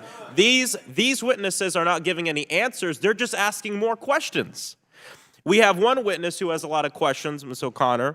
Dubinsky, one witness who knows something about accounting but has no real involvement in what's going on. And Mr. Turley stopping here on his way to his next Fox News hit. This is not a serious inquiry. And impeachment is something that's very serious. And we have to ensure that we focus on the wants and needs of the American people. This is all for nothing. Half the crowd is left. There's no line outside. The goal here to distract from the government shutdown is not going to work. And to the Speaker, I have to say, you're being played by these extremists and Donald Trump. It's costing us our economy. And this entire fake impeachment inquiry isn't about the United States. It's about Hunter Biden. And the only thing the president can be guilty of here is being a father. I yield back to the ranking member. Chair now recognizes Mr. Turner. You yielded to Sorry, I yield to the vice ranking member. No, And from Florida yielded back. Chair. Said he yielded back to the I vice yielded ranking back. member. I yielded to the vice ranking member. Thank you, and I'll claim some of that extra time back as well. You know, much of the Republican case and evidence has relied on words from Hunter Biden. Hunter Biden said this, Hunter Biden said that, therefore, case closed, there's something here. Professor Gerhardt, we know, I believe it's wide knowledge with the public, that Hunter Biden sadly was dealing with substance misuse disorder, correct? Correct. He's been under indictment, correct? Correct. Is this a reliable witness that you would deem? Probably not. In your assessment? Gentle's ladies, time's Thank you very much. Chair now recognizes Chairman, Mr. Armstrong. You I have seek 3 recognition. unanimous consent motions. Yes. One is a hearing notice from June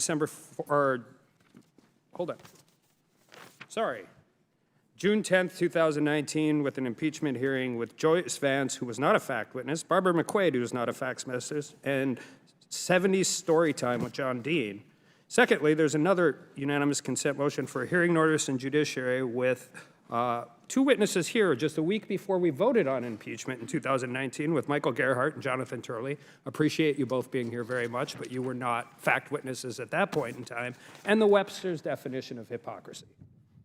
Without objection, so ordered. Chair now recognizes. Mr. Chairman, I request unanimous. Chair recognizes Ms. Mace. Mr. Chairman, I request unanimous consent to enter an article into the record dated January 6, 2019. A member of this own committee, the day after she was sworn in, came into Congress, and this article says, Dem split in response to her words, impeach the mother effer, the day after she was sworn in. Some might even say these kinds of comments, not only are they hypocritical by the left in their arguments today, but that this is an embarrassment to the time and people of this country. Thank you, Mr. Chairman. Without objection, so ordered. Mr. Chairman, I'm afraid my friend, the gentlelady from South Carolina, just engaged in personalities against a fellow member of the committee. Well, what she entered in the record was, I believe it was Ms. Tlaib's.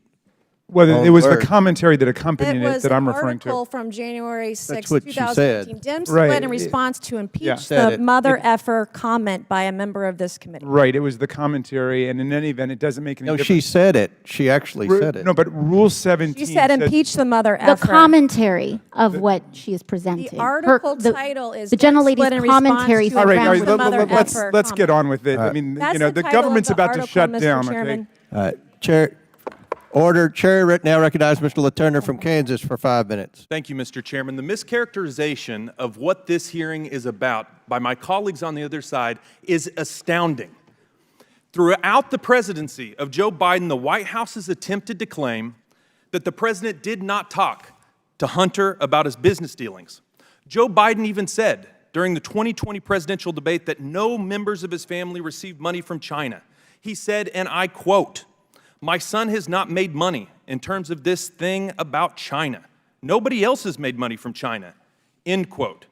The White House strategy has been deny, deny, deny, lie, and then counterattack, but the evidence and the facts have forced the White House to change its story time and time again. The White House handlers continue to shift the goalposts, and President Biden continues to lie. How can President Biden continue to maintain that Hunter's private business was simply that, private, when it's clear from bank records, emails, and testimony that Joe Biden was intimately involved in Hunter's pay-to-play schemes and crooked foreign business dealings? This image shows an email between Hunter Biden and his business associates stating the setup of equity in a Chinese-owned energy venture. This particular business deal was with CEFC, a Chinese-owned energy conglomerate. This email lays out the payment structure for equity in the company, which was known to be tied to the Chinese Communist Party through its owner, Chairman Yi Jinping. The committee's investigation into the Biden family, including evidence turned over through various document productions, has shown that these men were all in business with Hunter Biden at one time or another. James Gillier, Tony Bobulinski, and Rob Walker on separate occasions, along with other Hunter business partners, have confirmed what this email said, that they were all getting a cut. Who else was getting a cut? What is the date of that email, sir? This is my time. I'm just asking the date. This since is you're my, entering something this into is the my record. time. Mr. Chairman, I ask that my Yep. time be restored. Please restore Mr. LaTurner's time. Thank you. Who else was getting a cut? According to this email, 10% was going to the big guy. What I'm sure my colleagues on the other side are asking themselves is, who's the big guy? Well, let me tell you. We learned in the FBI's FD 1023 that Zlochevsky called Joe Biden the big guy.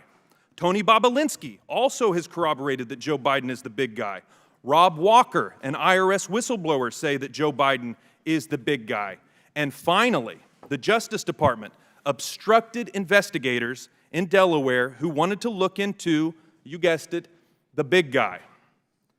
Listen, folks, it is obvious. Joe Biden is the big guy. And so what do we have here? We have the president saying that he had nothing to do with it, that Hunter Biden and no one in the family profited from China. And we have evidence here that the big guy was getting 10%. Let me read you a definition of a trendy word here lately. Gaslighting. It's a form of psychological manipulation in which an abuser attempts to gain power and control over the other person by distorting reality and forcing them to question their own judgment and intuition. I would say to the American people, look at the evidence before you and make a judgment, and do not allow the White House or our colleagues on the other side of the aisle try to convince you that what you're seeing isn't the truth, trying to convince you that you're crazy. Mr. Dubinsky, you have extensive experience as an expert witness and consultant in the areas of white-collar crime, financial fraud, and corruption.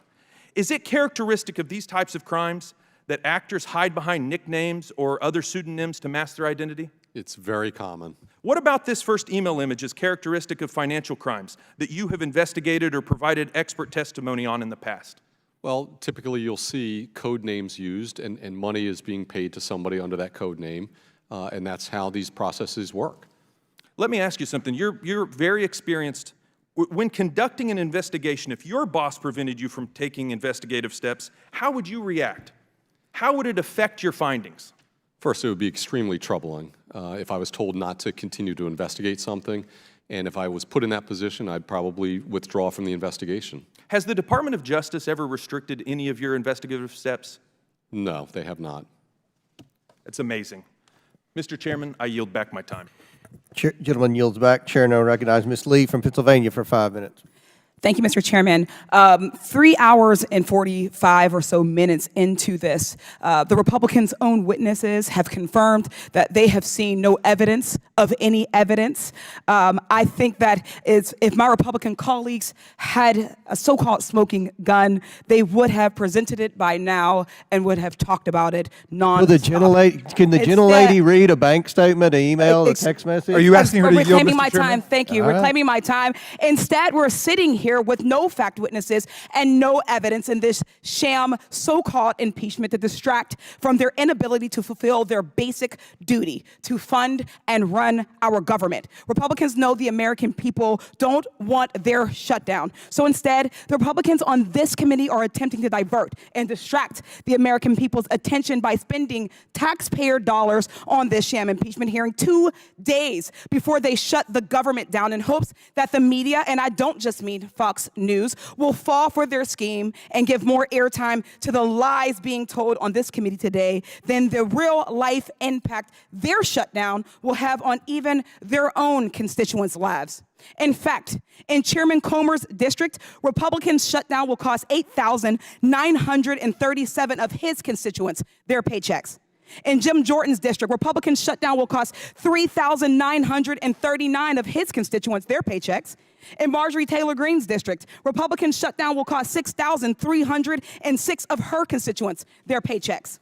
In Lauren Boebert's district, Republicans' shutdown Democrats will are the cost party of 9,000 shutdowns. You guys love Thank shutdowns. you very much. In Lauren Boebert's district, Republicans' shutdown will cost 9,016 of her constituents their paycheck. In Paul Gosar's Arizona district, Republicans' shutdown will cost 12,349 of his constituents their paycheck. In Byron Donalds, 3,235 folks paycheck. In Andy Biggs, 8,433 in Lisa McLean, 7,286 in Scott Perry's Pennsylvania district and the capital of my Commonwealth. Republican shutdown will cost 5,445 of his constituents who will lose their paycheck. Indeed, when you add it all up, Republicans' shutdown will cost 217,583 of their constituents on this committee's paychecks, their income for who knows how long. Let that sink in for a second. Those are our mothers, our fathers, caretakers, brothers, sisters, moms, dad, grandmas, grandpas, friends, neighbors, beloved community members, veterans who won't know how their food or medicine will be paid for or where their rent money is coming from. Many of them vote Republican, but I bet you not one of them cares more about Hunter Biden's laptop or helping Kevin McCarthy keep his gig as leader or speaker of his dysfunctional caucus than they care about receiving their paycheck and making their ends meet.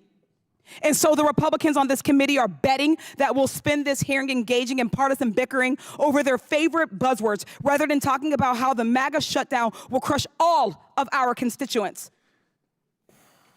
To be honest, I don't quite care about private citizen Hunter, whom the proper authorities are dealing with, or the cable news culture war distractions. I care about the 7 million babies, children, mothers across this country who after Sunday will lose access to food and formula, over 10,000 in my district alone.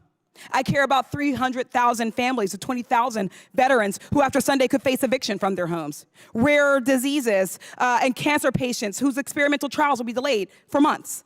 And I care about our seniors unable to get help with Social Security and Medicare. And make no mistake, their attacks are targeted, both in who's behind them and who are going to be hurt most. The most marginalized folks bear the brunt of these MAGA Republicans' attacks. Black folks, brown folks, trans folks, poor folks, disabled folks. Keeping that struggle in mind, we've had 2 hearings on the infant formula shortage on the subcommittee chaired by Congresswoman McLean. Yet with the 320,000 babies, women, and children in her home state of Michigan about to go hungry due to her party's shutdown, it seems like my Republican colleagues only care about an issue when they can point the finger in another direction, much like what's going on in this embarrassment of a hearing today. Mr. Gerhardt, in one of your recent op-eds, and you have repeated it here, you mentioned that a good test for assessing the constitutionality of a governmental action is to switch the names of the political parties and the actors involved. If the outcome is the same, it is a good sign of neutrality. If the outcome is not the same, then there's a good chance that partisanship is the driving force.